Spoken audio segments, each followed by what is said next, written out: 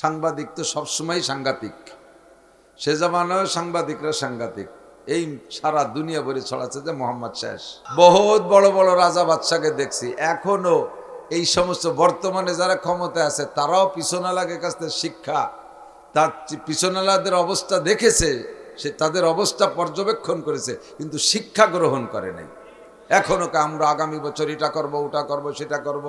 আমাকে রাজনৈতিক নেতারা এসে আমাকে লোভ দেওয়া শুরু করে দিয়েছে, আরো আল্লাহ বসালি সামনে দেবে, খালি এবার আমার ভোট দিয়ে দেখেন দেখেন খেলা দেখেন কি করে ছাড়িয়ে দেই। রাস্তা কাটে খাল বানায় দেবো, 12 মাস কাল নৌকো বেয়ে বেড়াবেন, আসমান ভেঙে জমিনি নামাবো, লাঠির মধ্যে মুগুর ভরবো, বহুত গল্প। একটা বারও ইনশাআল্লাহ পায় না। কতক্ষণ এত গল্প দিয়েছেন বিদায়, সামনে শেষ পর্যন্ত আপনি 6 ভোটে ফেল করছেন, কিছু অতিয়ের নেই, কারণ নিজে করবেন তো, আল্লাহর পর তো ছাড়েন নাই। আল্লাহ পাক রব্বুল আলামিন মানব জাতিকে যথেষ্ট জ্ঞান দিয়েছেন। আজ থেকে 200-300 বছর আগে দুনিয়ায় যে সকল আবিষ্কার ছিল না, যা মানুষে ভাবতেও পারে নাই, কল্পনাও করতে পারে নাই, এই প্রযুক্তির যুগে এসে সেগুলো আমাদের সব চোখের সামনে। ক্যামেরা, মোবাইল, অডিও, ভিডিও, চাঁদে যাওয়া, মঙ্গল গ্রহে যাওয়া, গ্রহ উপগ্রহ আবিষ্কার করা, দৈনন্দিন প্রয়োজনীয় হাজারো আসবাবপত্র যা 200-100 বছর আগের মানুষ কল্পনাই করতে পারে নাই, এসব কিছু মানুষ আবিষ্কার করেছে তার জ্ঞান দিয়ে। এমনি পরিবেশ হলো ভাঙ্গাচুরা, তার ভিতরে যে কয়জন হয়েছে প্রত্যেকে যদি এক এক প্যাকেট বাদাম আইনে গোল গোল হয়ে বসে কুটিয়ে কুটিয়ে খায়, তাহলে কি রেওয়াজ করে কোনদিন? অল্প কয়জন মানুষ যে যা করতেছেন আমি উপরে বসে দেখতেছি, মাথা নিচে ওইটা খালিও টের পাচ্ছে যে বাদাম খাচ্ছেন। ফাঁকা জায়গা যদি কেউ রাস্তার পাশে পায়খানা করতে বসে, মানুষ আসা শব্দ শুনলি কি রে কন্দি, মাথা নিচে রে, মাথা যত নিচে রে তত ওই পাশ উঁচু হয়। যে পাশে লজ্জা বেশি সেই পাশে চৈরে দেয়, আর মুখ রে নিচে, তো মাথা নিচে হলে তো আর এক পাশে উঁচু হয়, দেখা যায় সবকিছু। আল্লাহু আকবার। তো এই ক্যামেরা, মোবাইল, এই মাইক টাইক এগুলো কিন্তু জিবরিল আলাইহিস সালাম, মিকাইল আলাইহিস সালাম বানাই দিয়ে যায়নি, আল্লাহ নিজেও বানাই দেয়নি। আমাদেরকে যে জ্ঞান দিয়েছে সে জ্ঞান দিয়ে আমরা এগুলো আবিষ্কার করেছি, তৈরি করেছি, বানাইছি, ঠিক না?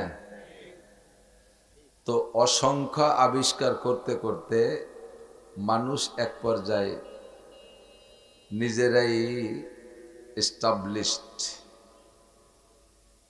স্বয়ং সম্পূর্ণতায় পৌঁছেছে। এর কারণে আল্লাহ বলতে কেউ আছে এইটা এক শ্রেণীর মানুষের স্বীকার করে না, মানতে চায় না। এরা কাফের, এরা নাস্তিক।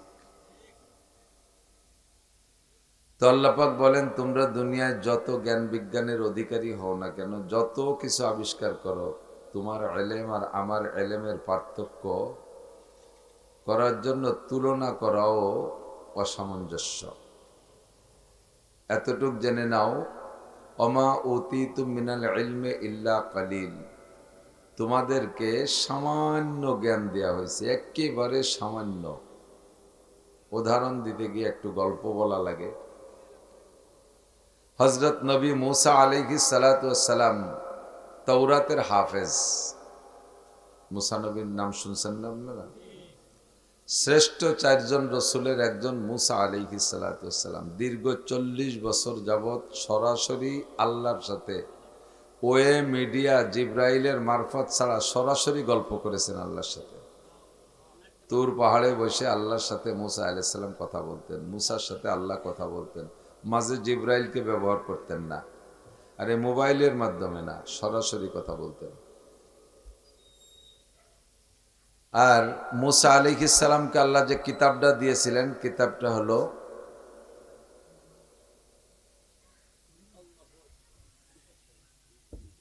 1000 পারা। কোরআন শরীফে কত হাজার পারা?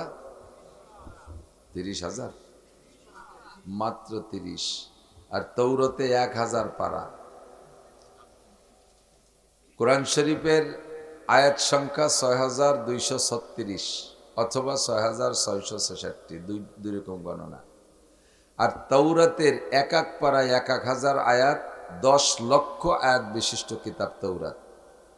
কত বড় কিতাব! এই পুরো কিতাবের হাফেজ ছিলেন মুসা আলাইহিস সালাম। উম্মত 6 লক্ষ, মাত্র 6 লক্ষ উনার কলেমা পড়া উম্মত, তাদেরকে নিয়ে উনি বয়ান করতেন। তো একদিন বয়ানের জমজমাটে যখন বয়ান করতেন, তখন একের পর এক আয়াত আসে আর তর্জমা বলে, আয়াত বলে আর তর্জমা বলে। শ্রোতারা এমনভাবে মুগ্ধ হয়ে গেছে, একজন লাফ দিয়ে উঠে বলতেই বাধ্য, ইয়া মুসা মান হুয়া আ'লামু ফিদ দুনিয়া মা সাওয়াল্লাহ। হে আল্লাহর নবী মুসা, আল্লাহর দুনিয়ায় সবচেয়ে বড় আলেম কে?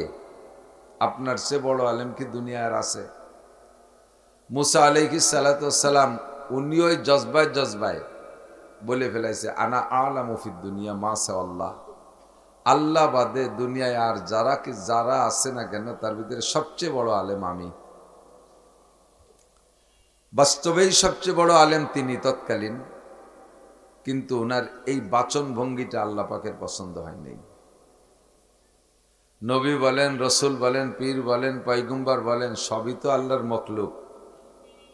আর যত বড় পীর পয়গম্বরই হোক না কেন, তার যে কোনো ত্রুটির উপরে আল্লাহ পাক রব্বুল আলামিন লুকমা দেওয়ার অধিকার রাখে, ঠিক না? হুজুর আলাইহিস সালাতু ওয়াস সালামের কাছে, সাথে এসে গেলে একটু বলে যাই, হুজুর আলাইহিস সালাতু ওয়াস সালামের কাছে একবার মক্কার কাফেররা ইহুদিদের প্ররোচনায় 3টে প্রশ্ন পাঠাইছে। মোহাম্মদ বলো তো রূহ কি জিনিস? মোহাম্মদ বলো তো আসহাবে কাহাফ কারা? মোহাম্মদ বলো তো ইস্কান্দার জুলকারনাইন কে? 3টে প্রশ্ন। হুজুর সে সময় পর্যন্ত জানে নাই 3টা। তো প্রশ্ন করলে হুজুর জবাব দিয়েছেন। হুজুর বললেন, আগামীকাল বলবো। কবে? আগামীকাল। তো আগামীকাল যখন আসছে, ওরা এসে বলে, বলো মোহাম্মদ। হুজুরের বিশ্বাস যে আগামীকালকের মধ্যে জিব্রাইল যেভাবে ঘন ঘন সকাল বিকেল আসে, এর মধ্যে তো 2-1 আসা হয়েই যাবে, আর আমি হয়তো শুনি কব।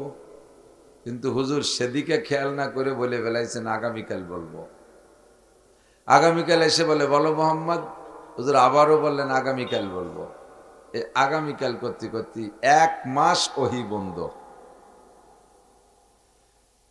নবী আলাইহিস সালাতু ওয়াস সালামকে শিক্ষা দেওয়ার জন্য আল্লাহ পাক রব্বুল আলামিন এই সিদ্ধান্ত নিয়েছেন। কাফেররা জিজ্ঞেস করেছেন যে বিষয়টা, এই বিষয়টা আল্লাহ তাআলা লৌহে মাহফুজে কোরআনে কারীমের ভিতরে লক্ষ লক্ষ বছর আগে লিখে রাখছে।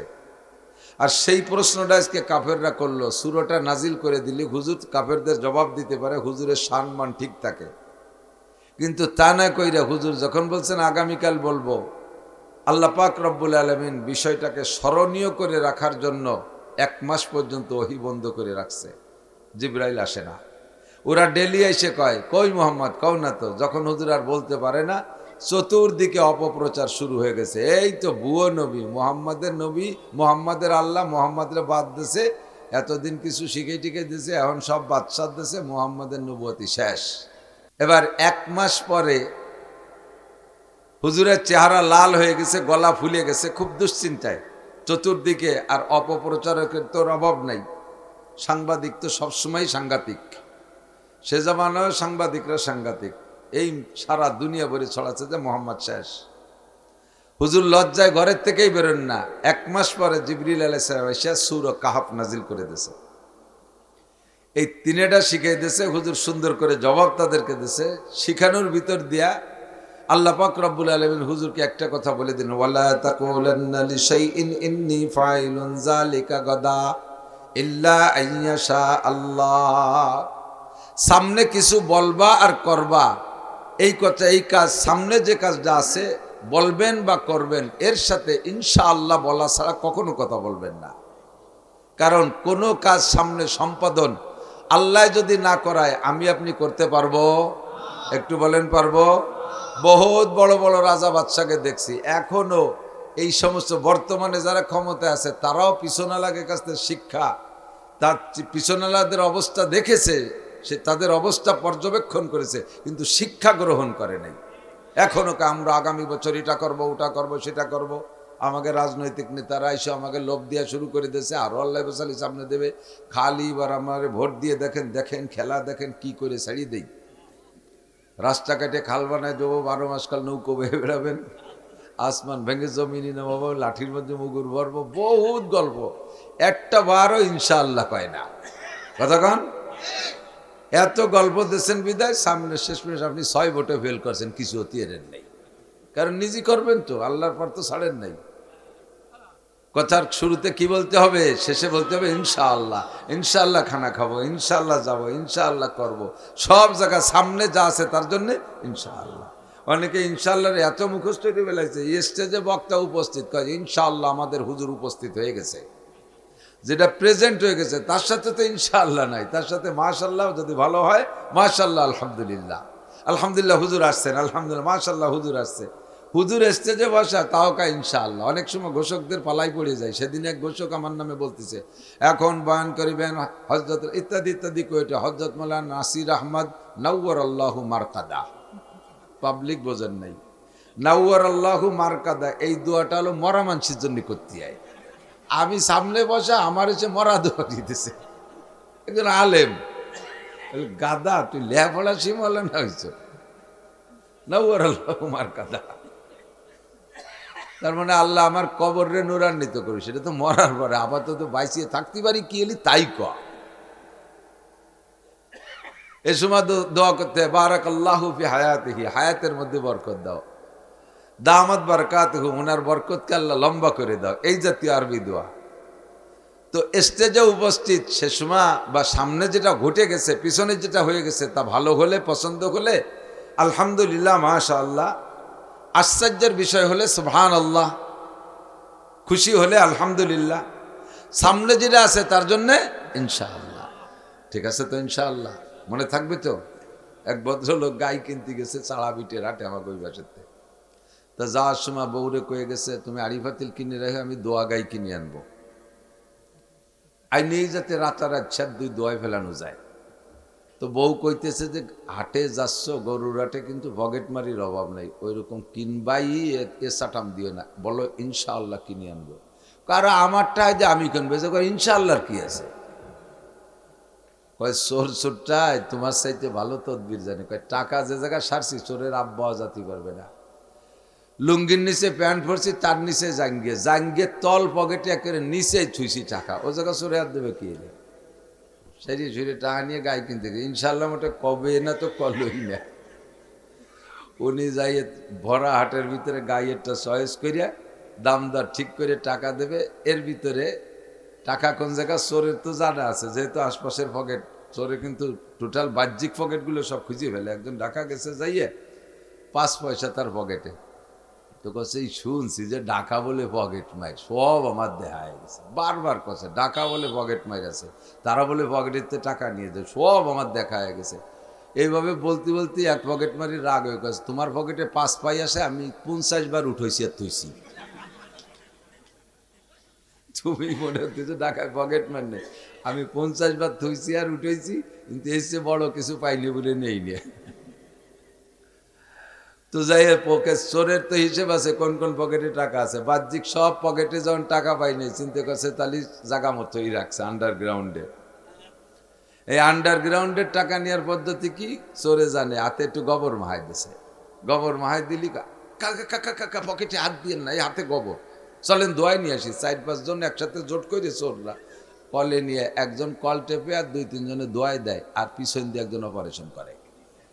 উনি কুজুয়ে যখন কলেতে হাত ধরছে, সেই সময় তল ফাইসে কাটিয়ে টাহা বাড়িয়ে নিয়ে গেছে। এবার হাত চার দুয়ে টাহা রুয়ে হাত টুকে দিছে, সেই পকেট ছিঁড়ে তল দিয়ে বাড়িয়ে গেছে, টাহা পয়সা নেই। এখন তো কান্নাকাটি শুরু হয়ে গেছে, গাড়ি আর কিনতে পারলো না, পয়সা করি যা ছিল ভাড়ার টাহাও নাই, সবই নিয়ে গেছে। এখন সে সাড়া বিটে রাটেরতে বাড়ি আইটি আসতে রাত বেজে গেছে 12টা-1টা। একা একা আইটি আইসে এবার বাড়ির দরজায় দাঁড়াইয়া ছোট ছোট খটখটি দিচ্ছে। বউ কয় কে? কয় ইনশাআল্লাহ আমি। কি খবর? কয় ইনশাআল্লাহ গাই কিনি নেই। কেন? কয় ইনশাআল্লাহ টাকা চোরে নিয়ে গেছি, এন গবা গব ইনশাআল্লাহ। তো বউ কয় সময় মতো যদি একবার কইতে তাহলে আল্লাহ তোমার টাকার পাহারাদারি করত। কতক্ষণ আমরা আপনারা অনেক কিছু করি, একটা এসে গেল একটু না বলে পারি না। নবী আলাইহিস সালাতু ওয়াস সালামের কাছে বাইতুল মালে মাল আসছে, গনিমতের মাল, যুদ্ধে বিজয়ী মাল, জাকাতের মাল, বহু মাল এসে গেছে। হুজুর তখন রাষ্ট্রপ্রধান, প্রেসিডেন্ট, মদিনার রাষ্ট্র কায়েম হয়ে গেছে। তো একদিন বিকেলবেলা অনেক মাল আসছে, আর মুজাহিদিন সাহাবাই কিরাম তো তখন অত বেশি না, বিভিন্ন ফ্রন্টে যুদ্ধ চলতেছে, আর সেখান থেকে মাল আসতেছে, কিন্তু মাল মাইপিয়া ঘরে রাখার মতো সময় পাচ্ছে না। এই করতে করতে ঈশা রক্ত হয়ে গেছে। ঈশার নামাজের পরে সাহাবাই কিরাম যে কয়জন ছিল তার ভিতরে হুজুর এলান দিলেন, মাইয়া হারিসু মিনকুমুল মাল, তোমাদের মধ্যে কে আজকে এই রাত্রে একটু মালটা পাহারা দেবে? এই যে মাল স্তূপ করা রয়েছে গাদি দিয়ে, এটা পাহারা দেবা কেরা? ফাকামা আবু হুরায়রা দাঁড়াই গেছে। হুজুর বলে ইজলিস, বসো। আবার তিনবার এলান দিয়েছেন যে কে পাহারা দিবা? আবার আবু হুরায়রা। কে পাহারা দিবা? আবার আবু হুরায়রা। যেহেতু অন্যান্য সাহাবারাও উঠছেন, কিন্তু একটু স্লো দিন ভরে পরিশ্রম হয়ে গেছে, তো এই জন্য তারা একটু স্লো উঠছে। আবু হুরায়রা চট করে উঠে গেছে। তা আবু হুরায়রাকে হুজুর বলেন, ঠিক আছে তুমি পাহারা দিবা। বুখারী শরীফের রেওয়ায়েত। তা আবু হুরায়রা পাহারা দেবেন কোনভাবে? আমাদের দেশীয় নাইট গার্ডের মতো না। আমাদের হাট বাজারের নাইট গার্ডরা পাহারা দেয় কিভাবে? তিনজন নাইট গার্ড আছে, রাস্তা বাজারের এক কোনায় যাইয়া সাবলার মধ্যে তাস খেলে, ওদের দিয়ে ঘর দুটো চুরি হয়ে যায়। আছে না এরকম নাইট গার্ড আমাদের দেশে? অথচ মাসের শেষে 10,000 টাকা বেতন। কয়জন বসে গাঁজা বা খায় বেহুশ হয়ে পড়ে থাকে, ওদের দিয়ে দোকান চুরি হয়ে যায়। তা আবু হুরায়রা তো গাঁজা খা নাইট গার্ড না।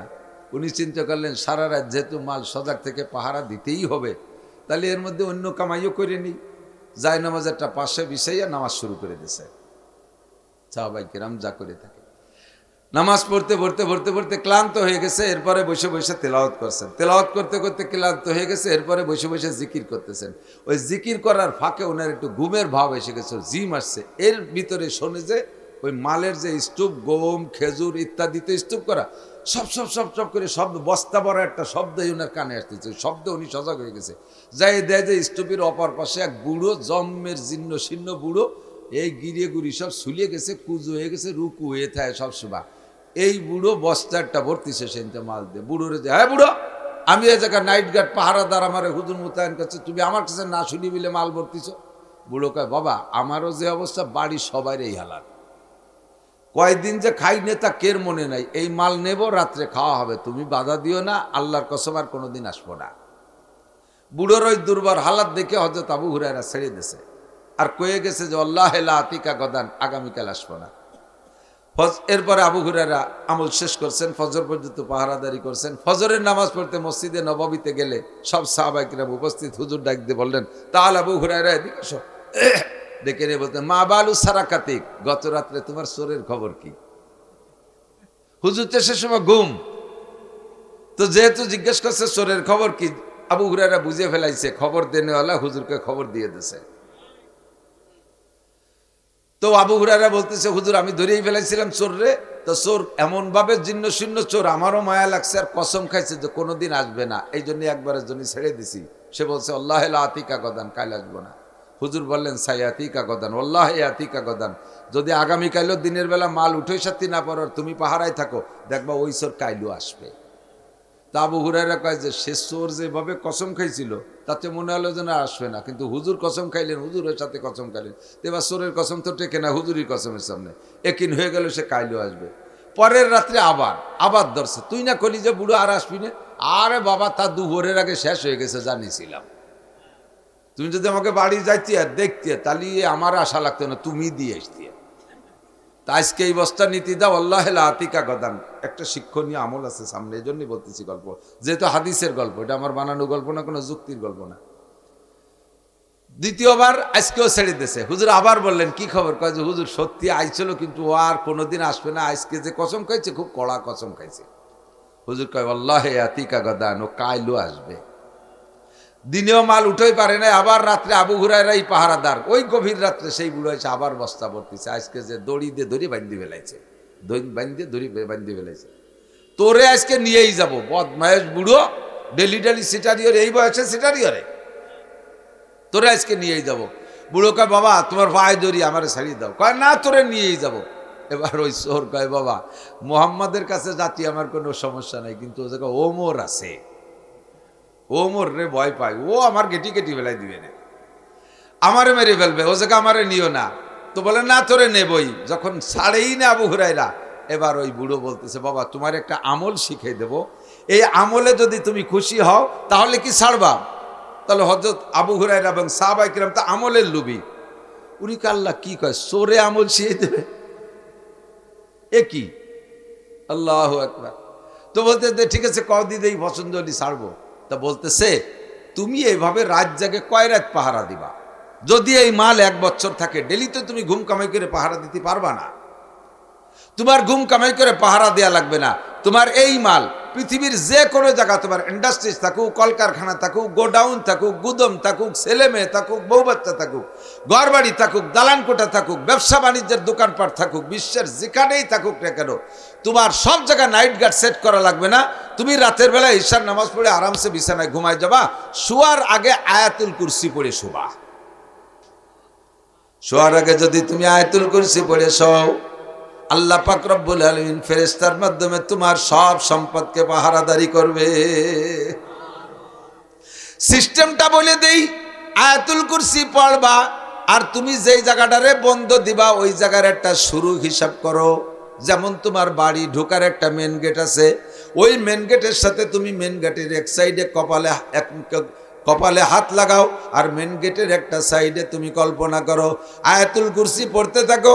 আল্লাহু লা ইলাহা ইল্লা হুয়াল হাইয়ুল কাইয়্যুম লা তাখুযুহু সিনাতুন ওয়া লা নাওম লাহু মা ফিস সামাওয়াতি ওয়া মা ফিল আরদ মান যাল্লাযী ইয়াশফাউ ইনদাহু ইল্লা বিইযনি ইয়ালামু মা বাইনা আইদিহিম ওয়া মা খালফাহুম ওয়া লা ইউহিতুনা বিশাইইন মিন ইলমিহি ইল্লা বিমা শা ওয়াসি'a কুরসিয়্যুহুস সামাওয়াতি ওয়াল আরদ ওয়ালা ইয়াউদুহু হিফযুহুমা ওয়া হুয়াল আলিয়্যুল আযীম। যেখান থেকে নিয়েছো ঘুরায় সেখান পর্যন্ত আনো, আর তোমার টোটাল সম্পদ ঘর বাড়ি সবকিছুকে তুমি এভাবে বন্ধের নিয়ত করো। আল্লাহ পাক রব্বুল আলামিন সারা রাত ফেরেশতা দিয়ে তোমার সবকিছু হেফাজত করবে। তোমার আর ঘুম কামাই করে পাহারাদারি করা লাগবে না। ওই বাউন্ডারির ভিতরে রাতের ভিতরে সারা রাত চোর ডাকাত গুন্ড বদমাইশ এমনকি জিন পরিদেও দানব ঢুকতে পারবে না। যদি বন্ধ দেওয়ার আগে কেউ ঢুকে থাকে, যদি বন্ধ দেওয়ার আগে, বন্ধ দেওয়ার পর তো কেউ ঢুকতে পারবে না, বন্ধ দেওয়ার আগে যদি কেউ ঢুকিয়ে বসে যায় তাহলে বন্ধ দেওয়ার পরে ওই লোকটা রাতের মধ্যে আর বেরোতে পারবে না, সারা রাত আটকা থেকে যাবে। যে কোনো বাহানায় সকালবেলা আপনি যখন বেরোবেন তখন সে বেরোবে, আপনি ঢুকবেন এক পাশে বেরোবেন এক পাশে, তখন আপনার বন্ধ ভাঙবে। ওরে জিজ্ঞাসা তুই কি ব্যাপার?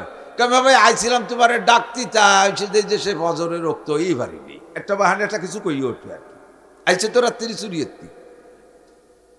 ওয়াসিয়া কুরসিয়্যুহুস সামাওয়াতি ওয়াল আরদ, ইনশাআল্লাহ যখন বলবেন তখন সব কাজের দায়িত্ব কে নেবে? ওয়ালা তাকুলান্না লিশাইইন ইন্নী ফাইলুন যালিকা গাদা ইল্লা আইয়াশা আল্লাহ। ইনশাআল্লাহ ছাড়া কোনো কিছু বলবা না যুবক, আমি এটা করব ওটা করব সেটা করব, কিছুই তুমি করার ক্ষমতা রাখো না। সর্বময় ক্ষমতার মালিক কে? আল্লাহ। নবী আলাইহিস সালামের সামান্য ত্রুটির উপরে আল্লাহ পাক লুকমা দিয়েছেন, এই ত্রুটিরে ত্রুটি বলা কবিরা গুনাহ। উম্মতকে প্রশিক্ষণ দেওয়ার জন্য একটা ঘটনা ঘটানো হয়, ঘটনা ঘটার পরে যেই কাজটা ঘটে যায় ওইটা মনে থাকে অনেক দিন। কতক্ষণ? কোনো একটা আমল যদি কোনো একটা আমল যদি কার্যক্ষেত্রে আমলটা প্রকাশ হয় তাহলে ওই কার্যক্ষেত্রের কারণে আমলটা স্মরণীয় হয়ে থাকে, অনেক দিন মনে থাকে, যাতে ইনশাআল্লাহ কোনো দিন ভুলে না যাও। এই জন্য নবীকে আল্লাহ পাক রব্বুল আলামিন এই প্রসেসে পদ্ধতিতে শিক্ষা দিয়েছেন। মুসা নবী আলাইহিস সালাম বলে ফেলছেন, আনা আলামু ফিদ দুনিয়া মা সাওয়াল্লাহ, আমি দুনিয়ায় সবচাইতে বড় আলেম। ভাষাটা আল্লাহ পাকের একটু কম পছন্দ হয়েছে। আল্লাহর দাবি ছিল মুসা বলবে আল্লাহু আলামু মান হুয়া আলামু ফিদ দুনিয়া মা সাওয়াল্লাহ, আল্লাহই ভালো জানে জগতে সবচেয়ে বড় আলেম কে। কথাটা আল্লাহর দিকে ছেড়ে দেবে, আল্লাহ পাক বলবেন আমার মুসা বর্তমানে সবচেয়ে বড় আলেম। কিন্তু কথা সেদিক না নিয়ে যখন নিজের দিকে নিয়েছে, নিজেই বলছে আমি সবচেয়ে বড় আলেম, আল্লাহ পাকের পছন্দ হয় নাই। আল্লাহ পাক বললেন, মুসা তোমাকে একটা শিক্ষা সফরে যেতে হবে। কি সফর হবে? অধিকাংশ সারা দুনিয়ার মানুষ শিক্ষা সফরের বিশেষ পয়েন্ট বানাইছে, বর্তমানেও, আগেও ছিল। সমুদ্র সৈকত, কক্সবাজার, কুয়াকাটা, ওই বরগুনা, পাথরঘাটা, এই যত ঘাটাঘুটু আছে সাগরের পাড়ি দিয়ে, ওই বিদেশও সমুদ্র সৈকতগুলো সকলের জন্য পর্যটন কেন্দ্র। মুসা আলাইহিস সালামকে আল্লাহ বললেন, তুমি শিক্ষা সফরে যাইতে হবে। তুমি তো বলেছো সবচেয়ে বড় আলেম। সবচেয়ে বড় আলেম কাকে বলে একটু দেখে আসো। কোথায় যাব, কোন জায়গা যাব? আল্লাহ পাক রব্বুল আলামিন হুকুম দিলেন, মাজমাল বাহরাইন, দুই সাগরের মিলন স্থান যেখানে, ওই জায়গা গেলে একটা লোকের সাথে সাক্ষাৎ পাবা। তার সাথে কিছুক্ষণ থাকলে মুসা তুমি বুঝবা বড় আলেম কাকে বলে। একা যাব না, কেউকে নিয়ে যাব। কয় সফরে একা যাওয়া ঠিক না, সফর সঙ্গী নিয়ে যাবা। হযরত ইউসা ইবনে নূন আলাইহিস সালাতু ওয়াস সালাম তখন উম্মত ছিলেন। মুসা নবীর ইন্তেকালের পরে ইউসা নবী হয়েছিলেন। ইউসাকে সঙ্গে করে নিয়ে গেলেন। কিসসাও হয়তো কখনো শুনে থাকতে পারেন, সূরা কাহফের ভিতরে আছে ওয়াকিয়া। এই দুইজনে চলে গেছেন। যার সময় মুসা আলাইহিস সালাম ইউসা ইবনে নূনকে তার ব্যাগের ভিতরে খাবার দাবার ঢুকাইতে বলছে, আর বলছে একটা মাছ ভাইজা নিবা। এই ভাজা মাছটা যে জায়গা তাজা হবে, ভাজা মাছ যেখানে তাজা হইয়া পানির মধ্যে চলে যাবে, ওই জায়গাটাই হলো আমাদের সফরের পয়েন্ট। দুইজন হাঁটতে হাঁটতে কত দূর যায়া দুই সাগরের মিলন স্থান যেখানে, ওখানে যে উপস্থিত হয়েছে, ক্লান্ত হয়ে পাথর মাথার নিচে দিয়ে দুইজন শুয়ে পড়ছে। কিছুক্ষণ ঘুমানোর পরে যখন কদ্দুর আবার হেঁটে চলে গেছে, ঘুম থেকে উইঠা যায়া বলতেছে, মুসা আলাইহিস সালাম বলতেছেন, আরে ব্যাগে কি খাবার কি আছে একটু বের করো বাবা, ক্ষুধা লাগছে। দস্তারখান খুলে যখন ব্যাগ খুলছে, খাবারের সব আছে, কিন্তু সেই ভাজা মাছ নাই। মুসা আলাইহিস সালাম কয়, কি কর মাছ কন্যে খালি? কয় না হুজুর, আল্লাহর কিরে আমি খাইনি। তা খাইছে, তা ভাজা মাছ গেল পার। কয় জমানসানি হুইল্লা শয়তান নাজকুরা। কথা তো ছিল সে ভাজা মাছ কোন জায়গাতে হারাই যায় আমি মনে হয়ে দেবো, কিন্তু শয়তানে আমার ভুলে দিচ্ছে, তা মনে নাই। এবার পায়ের ছাপ ধরে মরুভূমির উপরে ব্যাকে আসছে, যে জায়গা ঘুমাইছিলেন ওই জায়গায় এসে দেখে সাগরের ভিতরে মাছটা জীবিত হইয়া ডুইকা গেছে, আর ভিতরে একটা সুড়ঙ্গ হয়ে আছে, পানি মেশে নাই। সুড়ঙ্গটা এত বড়, হযরত মুসা আলাইহিস সালাম সেই সুড়ঙ্গে দিয়ে পানির মধ্যে নেমে যেতে পারেন, গায়ে পানি লাগে না। ইউসা ইবনে নূনকে ওখান থেকে বিদায় দিয়েছে, বাবা তুমি যাও, সামনে সফর সঙ্গী হবে আমার, অন্য কেউ এখন তোমারে রাখা যাবে না। ইউসা ইবনে নূনকে বিদায় দিয়া ওই গর্তের ভিতরে পানি, মাছ যাওয়া সুড়ঙ্গের মধ্যে দিয়ে ঢুকছে। সাগরের তলদেশে গিয়ে দেখে আল্লাহর এক বুজুর্গ, মাথায় পাগড়ি, গায়ে জুব্বা, বসে আছে তাসবিহ তাহলিলে। সালাম দিয়েছে, আসসালামু আলাইকুম মান আনতা ইয়া শাইখ। ও মুরব্বী, আপনার নাম কি? উনি বলতেছেন, ওয়া আলাইকাস সালাম, আনা খাজির, আমার নাম খাজির আলাইহিস সালাম। খিজির বা খাজির দুইটাই জায়েজ। ওমান আনতা, আপনি কে? উনি পরিচয় দেয়, আনা মুসা বনি ইসরাইল, আমি বনি ইসরাইলের নবী মুসা। পরিচয় হওয়ার পরে সাগরের তল থেকে বেরিয়ে আসছেন। এবার সাগরের পাড়ে আসার পরে মুসা আলাইহিস সালাম বলতেছেন, হযরত আমি আপনার সাথে কিছুক্ষণ থাকতে চাই। খিজির আলাইহিস সালাম বললেন, ইন্নাকা লান তাস্তাতিয়া মাইয়া সাবরা। ও মুসা, তোমার স্বভাব সম্পর্কে আমি জানি, আমার মতো মানুষের সাথে তোমার মতো স্বভাবের মানুষ বেশিক্ষণ ধৈর্য ধরে থাকতে পারবা না, তোমার এই সফরের সাথী হওয়া দরকার নাই। মুসা আলাইহিস সালাম বললেন, ইনশাআল্লাহ আমি পারবো। উনি ইনশাআল্লাহ দেব শুরু করেছেন, ইনশাআল্লাহ আমি পারবো। বাস চলো যাই। রাস্তা দিয়ে হাঁটতেছে, যাইতে যাইতে কত দূর যাইয়া নদীর পাড় দিয়ে হাঁটতেছে। ওই নদীটা পার হয়ে উপার যার প্রয়োজন। খিয়াঘাটে যখন গেছে, যাইয়া খিয়াওয়ালার সাথে সাক্ষাৎ। দুই বছর করে দেখা খিয়াওয়ালা আগেই কন্ট্যাক্ট করে নেছেন, হযরত আপনাদের দুইজনরে পার করতে পারি, শর্ত হলো পয়সা দিতে পারবেন না, পারের করি নেব না।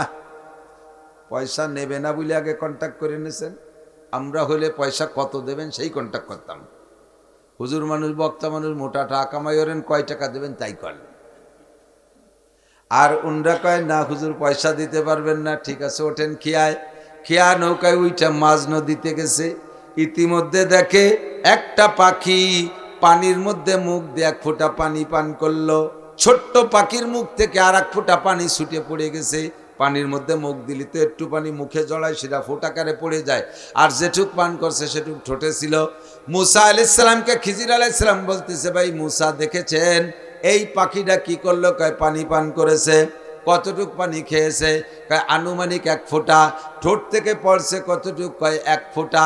এবার খিজির আলাইহিস সালাম বলে, ভাই মুসা বলেন তো এই পাখিটা 1 ফোঁটা পানি পান করার কারণে গোটা সাগরের থেকে কয় হাত কয় ইঞ্চি পানি কমে যেতে পারে? বুঝেন নাই প্রশ্ন? খিজির আলাইহিস সালাম মুসা আলাইহিস সালামকে কয়, ভাই এই পাখিটা যে 1 ফোঁটা পানি খেয়ে বেড়াইছে সাগরের থেকে, তাহলে গোটা সাগরের থেকে কয় হাত পানি নিচে হতে পারে? মুসা আলাইহিস সালামকে আপনার সাথে আমার থা হবে না নে, এই সমস্ত আহ্বাব জিজ্ঞেস করবেন, এটা প্রশ্ন হলো। সারা সাগরের থেকে টনকে টন পানি নিয়ে গেলিও তো 1 চুল পরিমাণ কমে না, আর 1 ফুট পানি খাইছে তো কয় হাত পানি কমে গেছে? এই জিজ্ঞেস করেন, ভাও কথা? কয় মুসা ভাও কথা না, তোমার এই সফরের নাম শিক্ষা সফর, কদমে কদমে শিক্ষা গ্রহণ করবা। ওই সেই কথাটার শিক্ষা দেয়, হে মুসা তোমার এলেম আর আমার এলেম, তোমার জ্ঞান আর আমার জ্ঞান। আমার জ্ঞান দিয়ে আমি বিমান বানাইতে পারি, রকেট বানাইতে পারি, ক্ষেপণাস্ত্র বানাইতে পারি, অ্যাটম বোমা বানাইতে পারি, পারমাণবিক বোমা বানাইতে পারি, দুনিয়ার সব আবিষ্কার করতে পারি। মুসা তুমি 1000 পারা তৌরতের হাফেজ আলেম হতে পারো। তোমার এলেম আর আমার এলেম আর এই সাগর আর আমার আর তোমার আল্লাহর এলেমের পরিমাণ বোঝানোর জন্য এই সাগরের থেকে 1 ফোঁটা পানি পাখি পান করেছে, অতটুক আমার এলেম। যে ফোঁটা পানি পইড়া গেছে অতটুক হলো তোমার এলেম। আর গোটা দুনিয়ার 7 সমুদ্র 13 নদীতে যত পানি আছে সমস্ত পানি সম পরিমাণ আমার আর তোমার আল্লাহর এলেম। ওমা উতিতুম মিনাল ইলমি ইল্লা কালিল। হে চায়নার বিজ্ঞানীরা, হে ইসরায়েলি পণ্ডিতরা, হে জাপানের বিজ্ঞানীরা, হে রাশিয়ার বিজ্ঞানীরা, ইন্ডিয়ান বিজ্ঞানীরা, সারা দুনিয়ার বিজ্ঞানী সবার বিজ্ঞানকে একত্রিত করলে আল্লাহ পাকের কুদরতি এলেমের সামনে সাগরের থেকে যেমন 1 ফোঁটা, তোমাদের সকলের জ্ঞান বিজ্ঞানও 1 ফোঁটার বেশি না। ঠিক না? আল্লাহ কয় তোমাদের বিজ্ঞান দিয়ে ধান ছাড়া চাউল বানাও, তোমাদের বিজ্ঞান দিয়ে তোমরা হাঁস মুরগি ছাড়া ডিম বানাও, তোমাদের বিজ্ঞান দিয়ে একজনের বীর্য আর একজনের কি বলা হয় স্বামী স্ত্রী মিলন পদ্ধতি ছাড়া ডাইরেক্ট বীর্য বের করে আর এক নারীর পেটে দিয়ে তোমরা সন্তান তৈরি করো, এও আমি ক্ষমতা দিয়েছি, বিদায় করো। ও বন্ধু, এই 2 জায়গার থেকে বীর্য নেওয়া ছাড়া, মিলন দেওয়া ছাড়া আলাদা একটা কিছু দে হুবহু এমন একটা মানুষ বানায় দেখাও, জীবনেও কোনোদিন পারবে? কথা বলেন, পারবে? কোনোদিনও পারবে না। আমার আল্লাহ বলেন 5টা সব এলেম তোমাদেরকে দিতে পারি, 5টা এলেম দেই নাই। একটা হলো ইন্নাল্লাহা ইনদাহু ইলমুস সাআ। এ দুনিয়া একদিন ধ্বংস হবে, জোরে বলেন হবে কি হবে না? দুনিয়া ধ্বংস হবে, থাকবে না, এ দুনিয়া কিচ্ছু থাকবে না। ইজাস সামাউন ফাতারাত ওয়া ইদাল কাওয়াকিবু ইনতাসারাত ওয়া ইদাল বিহারু ফুজ্জিরাত ওয়া ইদাল কুবুরু বুসিরাত ইযা ওয়াকাতিল ওয়াকিআ লাইসা লিওয়াকাতিহা কাযিবা খাফিদাতুর রাফিয়া ইযা রুজ্জাতিল আরদু রাজ্জা অবুসাতিল জিবালু বাসসা। আসমান টাস টাস করে ফেটে যাবে, চন্দ্র সূর্য গুঁড়ো গুঁড়ো হয়ে যাবে, তারকারাজি চটপট করে এদিক ওদিক উড়াউড়ি শুরু করবে, একটার অস্তিত্ব থাকবে না, পায়ের নিচে জমি থাকবে না, পাহাড় পর্বতগুলো তুলার মতো উঠতে থাকবে, কোনো স্থাপনা কোনো কিছুই থাকবে না। এর নাম হলো কিয়ামত। এই কিয়ামত কবে হবে এর তারিখে কেউ আমি জানতে দেই নাই। ইন্নাল্লাহা ইনদাহু ইলমুস সাআ, কিয়ামতের তারিখ আল্লাহ জানে। ওয়া ইউনাজ্জিলুল গাইস। 2 নম্বর হলো কোন দিন কোন মেঘে কোন জায়গা বৃষ্টি নামবে। কোন দিন কোন জায়গা কোন মেঘে বৃষ্টি নামবে এটা দুনিয়ার কোনো বিজ্ঞানীরা শিওর সংবাদ বলতে পারবে না, সম্ভাবনা আছে বলতে পারবে। আরে এমনকি যেই মিকাইল ফেরেশতা বৃষ্টি নামায় সেও 1 সেকেন্ড আগেও জানে না যে জায়গা বৃষ্টি নামাবে কি নামাবে না, যখন অর্ডার হয় সঙ্গে সঙ্গে বৃষ্টি নামাইয়া দেয়। 2 নম্বর ওয়ায়ুনাজ্জিলুল গাইস।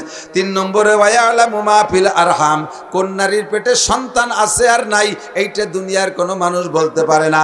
সন্তান পেটে আসার পরে মেশিন দিয়ে দেখে বলতে পারো, আমার আল্লাহ সন্তান পেটে আসার আগেও জানে কার পেটে সন্তান আছে কি আছে না, ধারণ ক্ষমতা আছে কি আছে না, বাচ্চা দেওয়ার ক্ষমতা আছে কি আছে না, না সন্তান নারী না পুরুষ, সব কিছু আল্লাহ ছাড়া কেউ শিওর সংবাদ বলতে পারে না। 4 নম্বরে আমা তাদরি নাফসুম মাযা তাকসিবু গাদা, আগামীকাল ভাই একটু পরে কে কি ইনকাম করবেন কেউ বলতে পারবেন না। কে কি খাবেন কেউ বলতে পারবেন না। নিজে আসার সময়, ঢাকা থেকে আসার সময় পদ্মার ঘাটে এপার ওপার মাছের আড়ত আছে, বড় বড় দামি দামি ইলিশ মাছ, বড় পাঙ্গাস আর আইড় মাছ, এত মোটা মোটা চিংড়ি মাছ, পদ্মা নদীর খোল্লা মাছ, এরপরে ট্যাংরা মাছ, মোটা মোটা মাছ পাইছেন। টাকা আছে, পয়সা আছে, 10 প্রকারের মাছ কিনে নিয়ে আসছেন। আসার পথে আবার পাখি পাইছেন 2 প্রকার, তা নিয়ে আসছেন। আসার পথে আপনি রাজভোগ, মালভোগ, রসমালাই ইত্যাদি মিষ্টি আষ্টা কিনে নিয়ে আসছেন। আবার 10 কেজি দুধ আনছেন, বউরে কইছেন 10 কেজি দুধ জ্বালাইয়া 2 কেজি বানাইয়া পায়েস রান্না করবা। দুপুরবেলা সব রান্না হয়ে গেছে, টেবিলে সাজাইয়া বসছেন, খানা খাবেন। ভাতও মাখানো হয়ে গেছে, লুকমাও ধরা হয়ে গেছে, ঠোঁটের মাত্র কাছে গেছে। ইতিমধ্যে ছেলে এসে কয়, আব্বা আপনি বলে আমলিক করেন, আপনার নামে মামলা, র্যাবে বাড়ি ঘিরে ফেলাইছে। র্যাবে বাড়ি ঘিরে ফেলাইছে সেনাবাহিনী। আর কি ওই নেলা গালে যাবে? ওই লুকমা মুখে যাবে? ভাত ফেলায় চুইয়ে পিছলের দরজা দিয়ে পায়খানা ছাদের পাশ দিয়ে লাভ দিয়ে কোচড়ির মধ্যে পড়িয়া তল দিয়ে ডুবইয়ে যাইয়ে বিলির মধ্যে দিয়ে 3 মাইল দৌড় হয়ে যায়, বুন বাড়ি যে হাবাতে হাবাতে হচ্ছে, বুন্ডি চালিয়ে ভান্তা ভাত থাকলি দে। এত তা কিনলেন, কিছু খাতে পারলেন না। খাইতে পারবেন কি পারবেন না কে জানে। ওমা তাদরি নাফসুম মাযা তাকসিবু গাদা, আগামীকাল কে কি ইনকাম করবেন কেউ কইতে পারবেন না। ওমা তাদরি, এ যুবক আমার দিক তাকাও, ওমা তাদরি নাফসুম বিআইয়ি আরদিন তামুত, কে কোন জায়গা মারা যাবা কেউ বলতে পারবে না। তবে যেখানে মরণ আছে সে জায়গা যাইতেই হবে, যে কোনো বাহানা, ঠিক না? দচি জাদা মীরা কাসার জোরে জোর, একে আবদানা দেগার খাকে গোর। 2টে জিনিস মানুষকে গন্তব্যে নিয়েই ছাড়ে, কোনো বাধায় ঠেকাইতে পারে না। একটা হলো রুজি আর রুটি, আর একটা হলো কবরের মাটি। যেখানে কবর আছে সেখানে যাইতে হবে, যেখানে মরণ আছে সেখানে যাইতে হবে। কুলাঙ্গার পোলাপান, ইদানিং কাল পোলাপানগুলো বেশি কুলাঙ্গার হয়ে গেছে। খানা খাতি বসলি মোটে খানা শেষই হয় না, কারণ এক নেলা গালে দেয় আর মোবাইল দেয়। ওদের মাহাইনেবাদ জুড়ে যাচ্ছে, তাও হচ্ছে এমন মোবাইলের মধ্যে মজার মধ্যে ঢুয়ে গেছে যে আইঠিয়াবাদ সহ আবার একটা খোঁচা দেয়। আতে আইঠিয়ে রয়েছে, সে অবস্থায় ডলা দেয়, মোবাইল মাহাই গেছে। এক ওক্তের ভাত খাইতে 1.5 ঘন্টা টাইম লাগায়। কতক্ষণ? আজকে যুবক নাকে মুখে গিলতেছে টপা টপ, মাত্র 5 মিনিটের মধ্যে খাওয়া শেষ। মা কয় আসতে কা গলা বাঁধে যাবে, এত তাড়াতাড়ি খাইস কাকা? আমার বন্ধু রাস্তায় ফোন দিছে, 2 দোস্ত আমরা বাঙ্গার থেকে 4 লেনে একেবারে মাওয়ার ঘাট পর্যন্ত যাব, ওখানে যাইয়া ইলিশ খাবো মা, আজকে তোমার খানা বেশি খাবো না। তাড়াহুড়া কইরা দৌড়ে যাইয়া মোটর সাইকেলে উঠছে। 2 দোস্ত রাস্তায় মোটর সাইকেল চালাইতেছে, হাং আর বং গাড়ি 150 কিলোমিটার বেগে।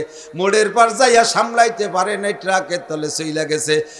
বালুর ট্রাকের সাথে লাইগা 2 দিক চায় শীতে পড়ে জায়গায় ডেট। মা গলা জড়ায় ধরে কান্দে, লাশ ধইরা কয়, বাবা অন্যদিন 1.5 ঘন্টা ধরে খাইতি, আজকে এত তাড়াতাড়ি কেন খালি? খাওয়ার মধ্যে যদি 1.5 ঘন্টা টাইম লাগাইতি, এই টাইমে জায়গা আসতি না, মরতি না। তোরে কে ডাকলো এই জায়গায় এত তাড়াতাড়ি?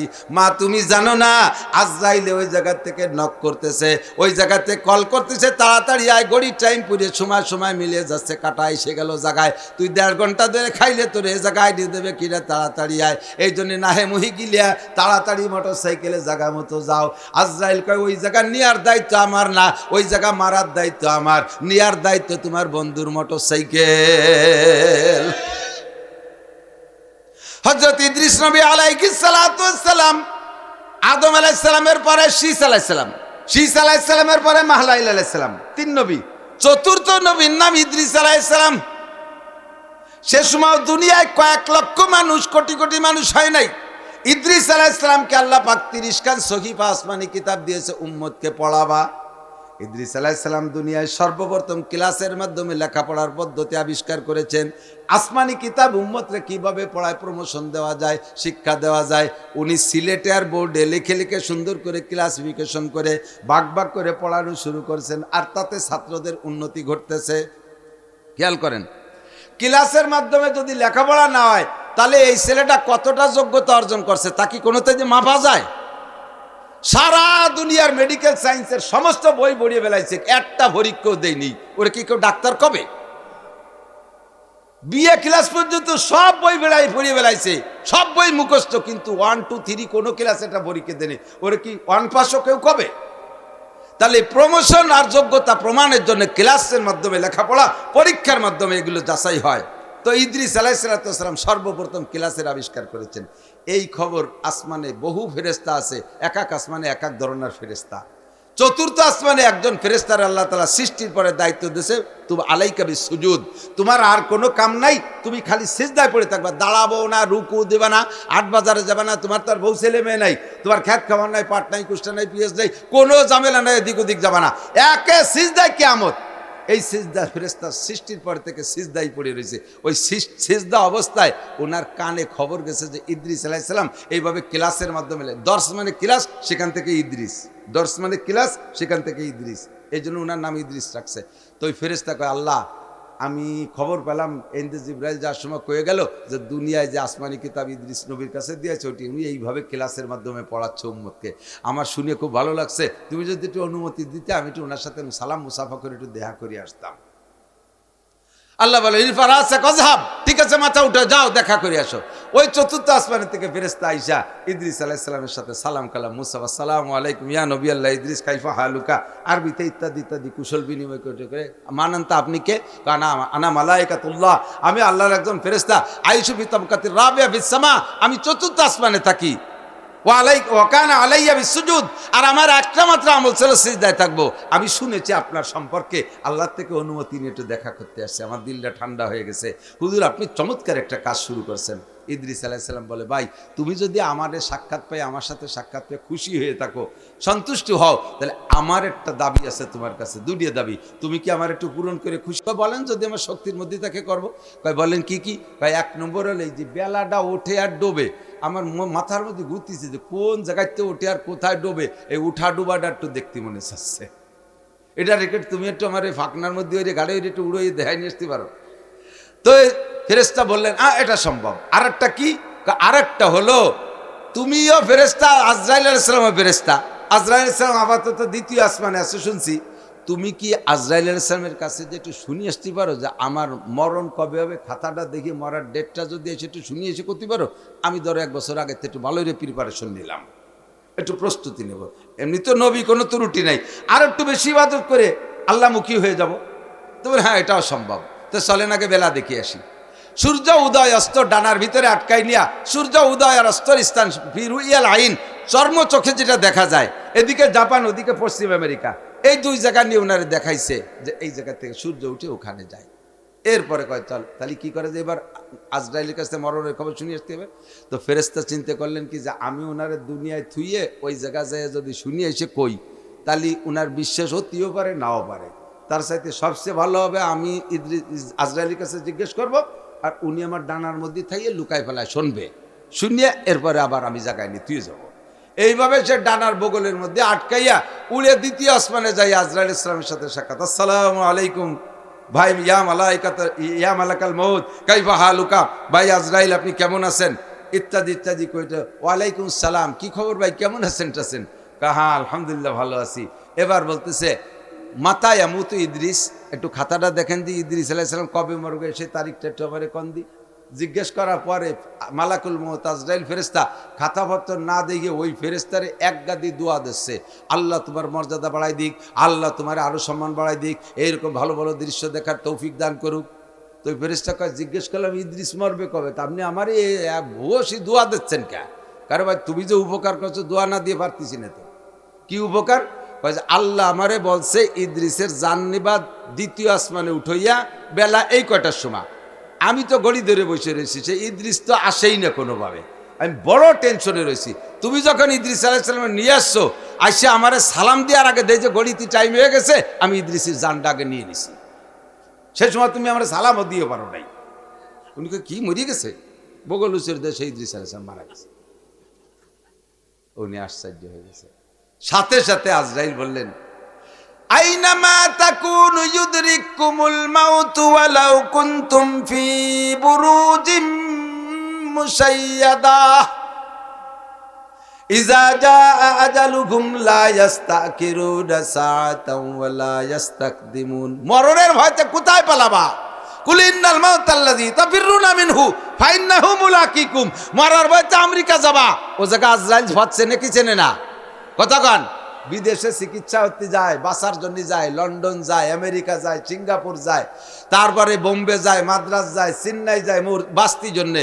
ও জায়গাতে অনেকে মরি আসে, কি আসে না কথা বলেন, বাস্তি যায় মরি আসে, সব জায়গা আজরাইল চেনে, সময় হয়ে গেলে ছাড়বে না দোস্ত। এই কথাটাই বলতে চাইছি যে যেখানে মরণ আছে, দ্বিতীয় আসমানে ইদ্রিসের মরণ, সে জায়গা তাকে যাওয়া লাগবে। যার যেখানে মরণ আছে তাকে সেখানে যাওয়া লাগবে, যার যেখানে রুজি আছে তাকে সেখানে যাওয়াই লাগবে। এই জন্য বলে দো চিজ আদমিরা আকাশাত জোরে জোর, একে আবদানা দেগার খাকে গোর। এই পাঁচটা বিষয় আল্লাহ তাআলা হাতে রেখেছেন, কেউ কখনো অ্যাডভান্স বলতে পারবেন না, পারবেন না, পারবেন না। 1 নম্বরে কিয়ামত কবে হবে, 2 নম্বরে কোন মেঘে বৃষ্টি হবে, 3 নম্বরে কোন নারীর পেটে সন্তান আছে আর নাই, 4 নম্বরে আগামীকাল কে কি কামাই করবেন আর খাবেন, 5 নম্বরে কে কোথায় মরবেন, কার মরণ কোথায় আছে, এটা একমাত্র আল্লাহ ছাড়া কেউ জানে না। আল্লাহু আকবার। তো আজকে বৃষ্টি হবে, বিজ্ঞানীরা কয়দিন ধরে কইছে, কত জায়গা ওই নেই, জায়গায় জায়গায় হইছে, জায়গায় জায়গায় ওই নেই। এখন এর কারণে হুজুরকে পর অভিযোগ করা যাবে না, হুজুর আর মাহফিল দিন পালো না। কি সুন্দর কতদিন ধরে চলতেছে না, আল্লাহর মতো সুন্দর চলছে। আজকে আমাকে কপাল ভালো বৃষ্টি হয়ে গেছে, শুকর আদায় করেন আলহামদুলিল্লাহ। হুজুর আলাইহিস সালাম একবার জিবরিল আলাইহিস সালামকে জিজ্ঞেস করছে, ভাই জিবরাইল, আল্লাহ তাআলা মানুষের আমলের পর কি খুশি হয়? বলে হ্যাঁ, আমল করলে বান্দা যা খুশি হয় আল্লাহ। তা খুশি হয় কি করে?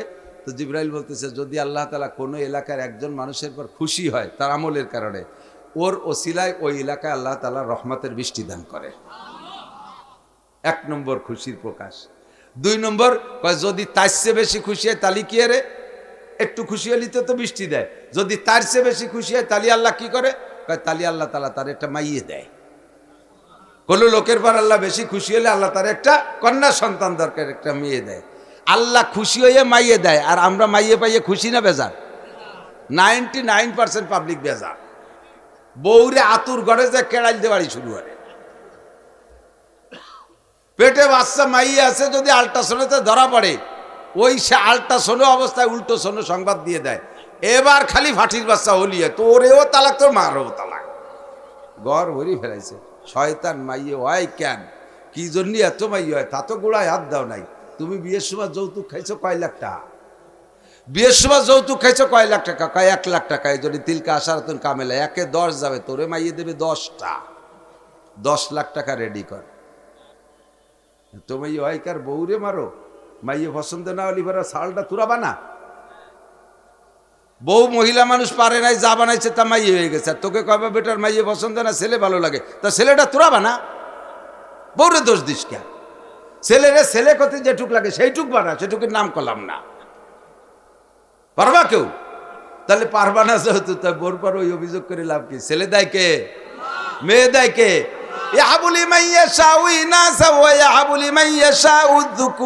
ছেলেও দেয় আল্লাহ, মাইও দেয় আল্লাহ। হাকে ছোট্ট একটা ফতোয়াকে আমি অজের দিক চলে যাচ্ছি, এখনো যা ভরছি সেদিক জাতি পারি নেই।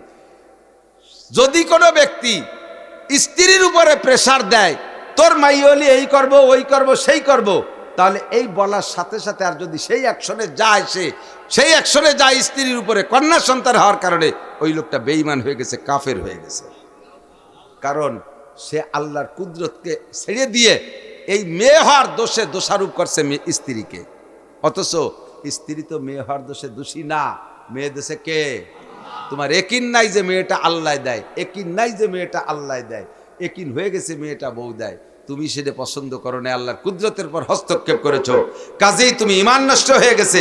বরঞ্চ তুমি খুশি থাকো। ছোট্ট করে একটু বলে চলে যাই, যারা মেয়েতেও অখুশি তারা বড় অকৃতজ্ঞ।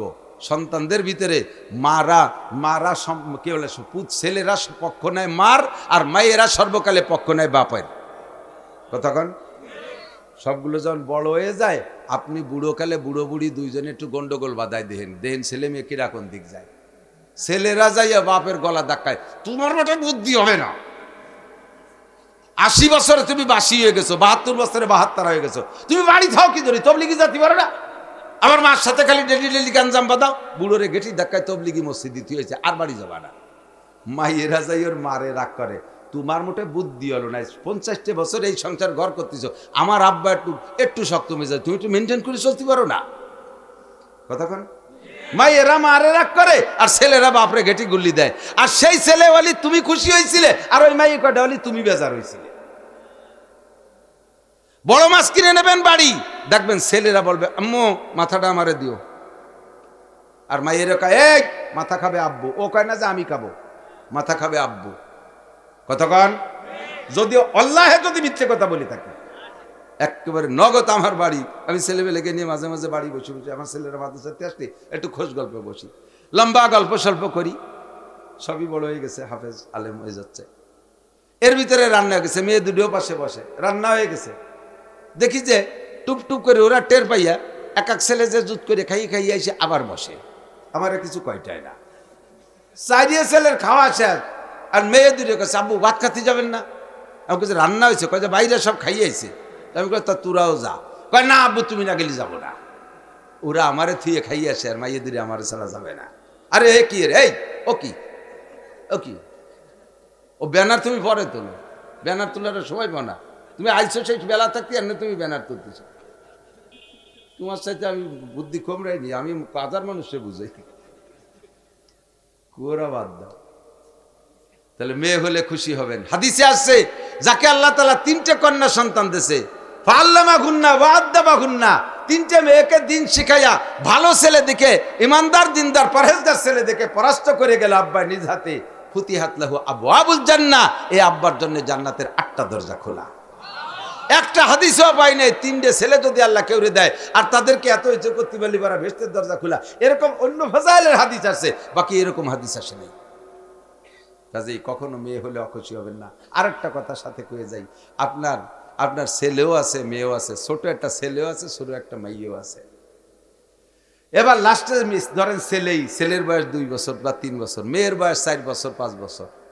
আপনি বাড়ি যখন কোনো কিছু যাওয়ার সময় কিছু খাবারটা নিয়ে যাবেন, সে সব ছোট তো ছেলে, পাওনা তো মূল অধিকার তো তারই, সেই পাবে আদর সবচেয়ে আল্লাহ তার। এখন বাড়ি ছোট সে, এই মুহূর্তে যাই আপনি ছেলের হাতে টুল্লা দেবেন না, পারলে 2 টুপলা নেবেন, একই সাথে ছেলের হাতে একটা মেয়ের হাতে একটা দেবেন। যদি আগে ছেলের হাতে দেন, মেয়েটা তো ছোট, সে তো মেলা বড় না, তার ভিতরে একটা আঘাত লাগে, যা হা আজকে যদি ছেলে হতাম তাহলে টুপলা ডাল্লা আব্বার কাছ থেকে আমিই পেতাম। সে মেয়ে হিসেবে ভিতরে একটা বড় আঘাত পায়। বাইরের থেকে খাবার নিলে টুপলাটা মেয়ের হাতে আগে দেবেন, ছেলের হাতে দেবেন না। ওই মেয়ের হাতে দিলে মেয়েদের আবার স্বভাব আছে, ও বাইরে থুয়ে খায় না, ওর কোলের মধ্যে নিয়ে ছোট বাইরে, দাদু তুমি খাও, তুমি খাও, ওরে পরাণ করে খাওয়াইয়া থাকলে বুন্ডা খায়, নাইলে যতক্ষণ বাইরের পেট না ভরে অতক্ষণ সে মুখে দেয় না। কিন্তু সিস্টেম যদি পাল্টায় ফেলেন, ছেলেটার হাতে আগে দেন, মেয়েটা মেয়ে মানুষ, তার মন ছোট, একেবারে মনটা ভেঙে যায়। এরকম কিছু দিক আমাদের লক্ষ্য করে চলা উচিত, কথা ঠিক না? আল্লাহ আল্লাহ কবুল করুক। বলেন অনেক কথা এসে গেল, টুকরো টুকরো কথা। তনহামাসু দাগ দাগ পুম্বা কুজা কুজানে হাম, এক দিলে মান সদা রেজু দিলবা কুজা কুজানে হাম, ভিতরে অনেক জ্বালা, সারা গায়ে রক্ত, ক্ষত বিক্ষত, ঔষধ দেবো কোন জায়গায়? এই জন্য যেটা যেরকম মাথায় আসে মনে আসে সেইটা সেইভাবে একটু কয়ে যাই। সাথে আরেকটা মনে এসে গেছে, খবর নাকি আসার সময় আপনারা ছোট ছোট বাচ্চারা বকতে থাকে। যেমন আমার একটা নাতি ছেলের, আমাদের ওদিক ছেলের পুতা কয়, মেয়ের ছেলের নাতি কয়, আর আপনার সব জায়গায় মনে হয় নাতি ছেলে কয়।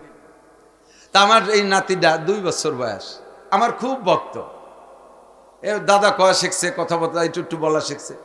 আসার সময় এই পাগলামি করে, দাদা যাব দাদা যাব, গাড়ি দেখলি কয় দাদা যাব, পাগলামি করে। এখন তাকে আমার রেখে আসতে হলে একটা কিছু বুঝ দিয়ে আসা লাগে, দাদা তুমি থাকো, তোমার জন্য মজা নিয়ে আসবো, খাবারটা নিয়ে আসবো, এরকম কিছু করে আসা লাগে। আপনাদেরও অনেকের এরকম সন্তান থাকতে পারে, বিরক্ত করে, আমি যাবো, আমি যে হুজুরি অচ্ছন্তে যাবো, মাহফিলি যাবো। আপনি তারে রেখে আসছেন কি কইয়া, তুমি থাকো, আমি তোমার জন্য খাবারটা নিয়ে আসবো, কিছু খাবার নিয়ে আসবো। আপনি রেখে চলে আসছেন, ওই বাচ্চা রাত্রে ওর মা ঘুমাই গেছে, ও খাবারটার লোভে আর ঘুমোই নেই। আপনি মাহফিলের শেষে যখন বাড়ি যে কাজ দিয়েছেন, কাজ দেওয়ার সাথে সাথে আপনার বউ উঠার আগে ওই বাচ্চা উঠে যে টক করে দরজা, আব্বু খাবারটা দাও, আপনি তো গেছেন খালি হাতে। আরে আব্বু মনে নাই, এরপরে ও কেমন স্টক করার মতো দুঃখ পায়। যদি বলে আসেন কিছু নেব, তাহলে কিছু নিয়ে যাবেন, একটা চকলেট হলিও নিয়ে যাবেন, তাহলে একটা সে খুশি হলো, 2 নম্বরে আপনার প্রতি তার আস্থা তৈরি হবে। আমার আব্বা যা বলে তা করে। আগামীকাল আবার যাবেন আর এক মাহফিলে, সেদিনও বিরক্ত করবে, আব্বু তুমি থাকো, খাবারটা নিয়ে আসবো। ওকা ঠিক আছে, তাই থাকলাম, তুমি কিন্তু নিয়ে আসবা। আর গতকাল যদি মিস করেন, আজকে আর সে বিশ্বাস করে, জামা ধরে লুঙ্গি ধরে ঝুলিয়ে পড়বে, ল্যাংটা হইয়ে বলবে এটাই নিয়ে, তোমারে আমি জাতি দিচ্ছি না, আমারে তুমি ভাই দিছ। এ কথাগুলো মনে রাখার বিষয়। আল্লাহ কবুল করুক, বলেন আমিন। কুল হাল ইয়াস্তাবিল্লাযীনা ইয়ালামুনা ওয়াল্লাযীনা লা ইয়ালামুন। 30 পারা কোরআন শরীফের ভিতরে 6666 আয়াতের মধ্যে 332 বার এই কুল শব্দ আসছে। কুল 332। কুল মানে বলো, কুল মানে এই বলতে বলতেছেন কে, কাকে? নবীকে। কাকে? প্রথম এই মুখাতাব, এই সম্বোধিত ব্যক্তি কে? নবী আলাইহিস সালাম। আল্লাহ নবীকে বলতেছেন কুল। এই কুল কয়ে যে কথাগুলো বলতে বলতেছেন, এই তা হলো 332টা কথা। তাহলে কি কোরআন শরীফের বাকি অংশ বলবে না? অবশ্যই বলবে। নবী আলাইহিস সালাম উম্মতের উপরে কোরআন কিতাব পড়ে শোনাবেন। বাকি 30 পারা কোরআন শরীফের ভেরি ভেরি ইম্পর্টেন্ট, একেবারে অত্যন্ত গুরুত্বপূর্ণ 332টা কথা, যে কথাগুলো নবীকে আল্লাহ অর্ডার করেছেন, দোস্ত আরগুলো বলো না, বলো এই কথাগুলো বলো। যেমন কুল আউযু বিরাব্বিন নাস, কুল আউযু বিরাব্বিল ফালাক, কুল হুয়াল্লাহু আহাদ, কুল ইয়া আইয়ুহাল কাফিরুন, কুল লাইন ইসতামাতিল ইনসু ওয়াল জিন, কুল লাউ কানাল বাহরু মিদাদাল লিকালিমাতি রাব্বি। এইভাবে 332টা কথা, খুব ইম্পর্টেন্ট কথা বিদায় নবীকে আল্লাহ অর্ডার করছে, দোস্ত এই কথাগুলো বলেন, এই কথাগুলো বলেন। এই কথাগুলো ইমানের সাথে সম্পৃক্ত। ইমান ঠিক না হলে কোনো আমলে কাজে আসবে না। ইমান ঠিক না হলে 1000 বছর ধরে নামাজ পড়লে 1 রাকাত নামাজ আমলের বস্তার মধ্যে ঢুকবে না। ইমান ঠিক না করে সারা জীবন ভরে কোটি কোটি টাকা দান করলে একটা নেকিও তার বস্তার মধ্যে ঢুকবে না। ইমান ঠিক না করে বছরে 10টা উমরা করলে একটা উমরা তার বস্তার মধ্যে থাকবে না। কাজে ইমান আগে ঠিক করতে হবে। আর এই ইমানের সাথে 332টা কথা বিদায় কুল আপনি বলেন। সেই 332 কুলের একটা কুল আমি পড়ছি। আল্লাহ তাআলা নবী পাককে বলতে বলতেছেন উম্মতের কাছে জিজ্ঞেস করেন। আর কুল শব্দের পরে যদি প্রশ্নবাদক চিহ্ন আসে তখন কুলের মানে বলো না, কুলের মানে জিজ্ঞাসা করো, কুলের মানে জিজ্ঞাসা করো। কুল হাল ইয়াস্তাবিল্লাযীনা ইয়ালামুনা ওয়াল্লাযীনা লা ইয়ালামুন। হে নবী উম্মতের কাছে জিজ্ঞেস করেন, শিক্ষিত লোক আর অশিক্ষিত লোক, জাননেওয়ালা আর না জাননেওয়ালা কোনোদিন সমান হতে পারে? আরেকটা কুল আছে, কুল হাল ইয়াস্তাবিল আমা ওয়াল বাসির। নবী একটু জিজ্ঞেস করেন তো উম্মতের কাছে, চক্ষুওয়ালা লোক আর অন্ধ লোক কোনোদিন কি এক সমান হতে পারে? মর্যাদার দিক দিয়ে এক হতে পারে? কাজের দিক দিয়ে এক হতে পারে? 7 ফুট জুয়ান, এত না মোটা, একেবারে মোহাম্মদ আলী কেলের মতো জুয়ান, শক্তিশালী, টিরাকরে আজকে ঠেয়া দিতে পারে, কিন্তু লোকটা অন্ধ। এই লোকের সাথে গ্যাঞ্জাম লেগে গেছে আর একটা লোকের সাথে, ঠ্যাং একখান খোড়া, এক হাত নাই, কিন্তু চোখ আছে। 2 জনের হাতে লাঠি আছে, বাড়ি বাড়ি লাগলি মায়ের কি দেখাবে? গন্দি কানাডা মায়ের খাবে, কানাডা মায়ের খাবে, খোলাটা খাবে না। খোলার ঠ্যাং একখান আছে, ওর চোখ আছে, ঘুরিয়ে ঘুরিয়ে ও পিছন সাইড দিয়ে বাড়ি, ঘুরিয়ে ঘুরিয়ে পিছন দিয়ে বাড়ি, আরো যখন ফিরে এই দিক বাড়ির দিক করে ফিরে ওই পাশে চলে যাবে ঘুরিয়ে ঘুরিয়ে।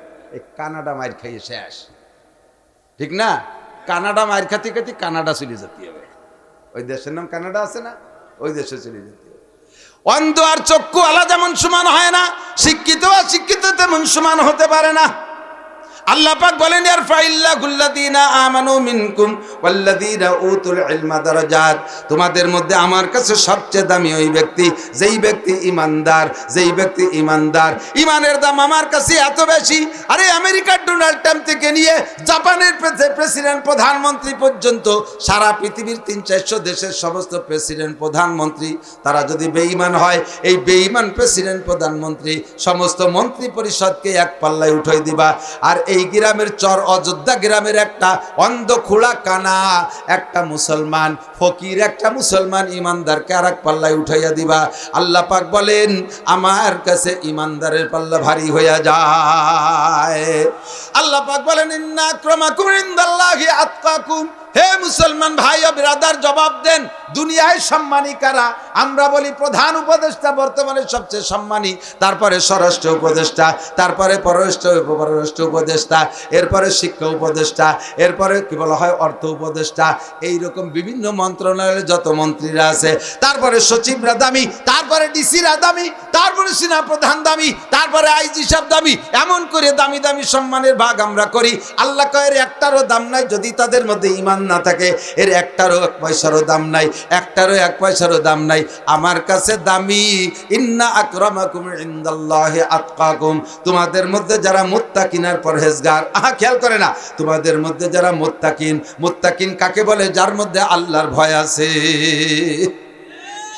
আল্লাহ কি ভয় পায়? এর আল্লাহরে কিভাবে ভয় পায়? আল্লাহ কি নিজে হাতে লাঠি দিয়ে পিটে? কোন জজ আসামিরে কি নিজে হাতে পিটে বিচার করে?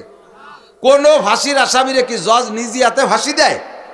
জজ রে ভয় পায় বেশি না জল্লাদ রে ভয় পায় বেশি? জজ রে ভয় পায় বেশি, কারণ জল্লাদের বাপের ক্ষমতা নাই আসামির গায়ে হাত দিয়া যদি জজ সাহেব কলম চালাইয়া না দেয়।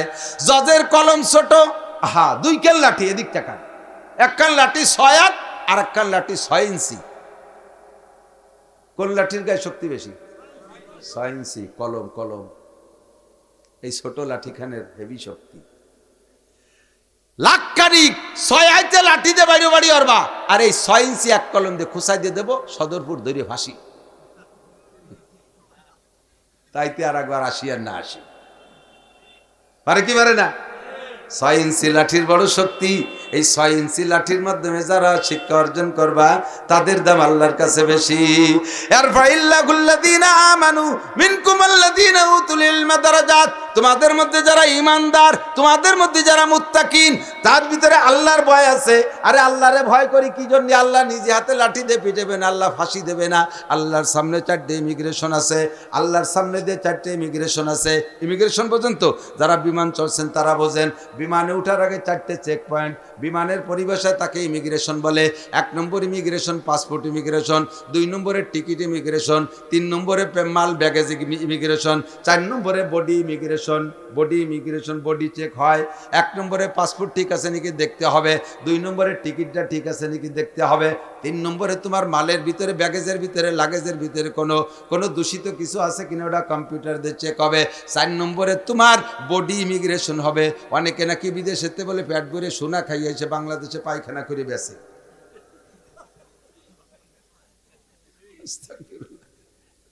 এই তোর পেটের মধ্যে সোনা আছে না গাঁজা আছে, মেশিনি দিলি ধরা পড়ে যায়। কোন সুবহানাল্লাহ, কি আবিষ্কার মানুষের! 4টে ইমিগ্রেশন পার না হওয়া পর্যন্ত বিমানে উঠতে দেয়। 3টে পাস করছেন, 1টাই ফেল। আমি নিজেই ফেল করে দেখছি একবার। ওই সেবার আওয়ামী লীগের এই যে এই লাস্ট নির্বাচনের আগের নির্বাচনটা যেটুকু হয়েছে আর কি, ওই সময় বাংলাদেশে 1 সপ্তাহের জন্যই মাহফিল বন্ধ করে দিয়েছে বক্তাকে, যে বক্তারা স্টেজে যাইয়ে সরকারের সমালোচনার, তো পুত পবিত্র সরকার, তাকে সমালোচনা করা জায়েজ নেই, এই জন্যই করতে নিষেধ। তাই আমাকে মাহফিল বন্ধ হয়েছে, তোমরা কিছু করতে পারবে না। আমি চিন্তা করলাম যে মাহফিল যখন দেশে বন্ধ, একটা কিছু তো করি খাতে হবে, আমাকে 6-7 দিনেরও দাম আছে যথেষ্ট। সুযোগ পাইয়া মালয়েশিয়া গেলাম মাহফিল করতে। মালয়েশিয়া যাওয়ার সময় ইমিগ্রেশন এয়ারপোর্টে আমার লাগেজ ফ্যাগেজ তো তেমন কিছু নেই, হাতে একটা হ্যান্ডব্যাগ, একটা ছোটো একটা ব্যাগ, অল্প কিছু কাপড়, ওটা পাস হয়ে গেছে। পাসপোর্ট ওকে, টিকিট ওকে। বডি ইমিগ্রেশনের সামনে যে ধরা পড়ে গেছে, মেশিন ধরে, লালবাতি জ্বলিয়ে ওঠে, রিং করে। যারা ইমিগ্রেশনে আইছে সবই আমার ওয়াজের শ্রোতা, আমারে চেনে। ওই রিং করার সাথে সাথে ওরাও লজ্জা পাচ্ছে। ঘটনা কি, সব পার হয়ে গেলে হুজুর ধরা পড়ে গেল। পকেটের থেকে সব খুঁজে বের করে দিছি, জুল পকেটে, পাজামার পকেটে, যেখানে যাচ্ছিল, তারপরও রিং করে। ঘটনা কি, লোকজন সব জড়ো হয়ে গেছে এয়ারপোর্টের ওই ডিপার্টমেন্টে যারা, সব আইছে আমার দেখতে, যে হুজুর কি কোন বিপদে পড়ে গেল, পেটের মধ্যে কি সোনা খেয়ে নিয়ে যাচ্ছে নাকি তাকে। আমি তো ভয় তারে থরথরে কাঁপতেছি লজ্জাতে। ওরা কাউজুর ভয় নাই, কি জন্য একটু হইছে, রাখে না, ফেরেস্তা পাল্টাই দিচ্ছি।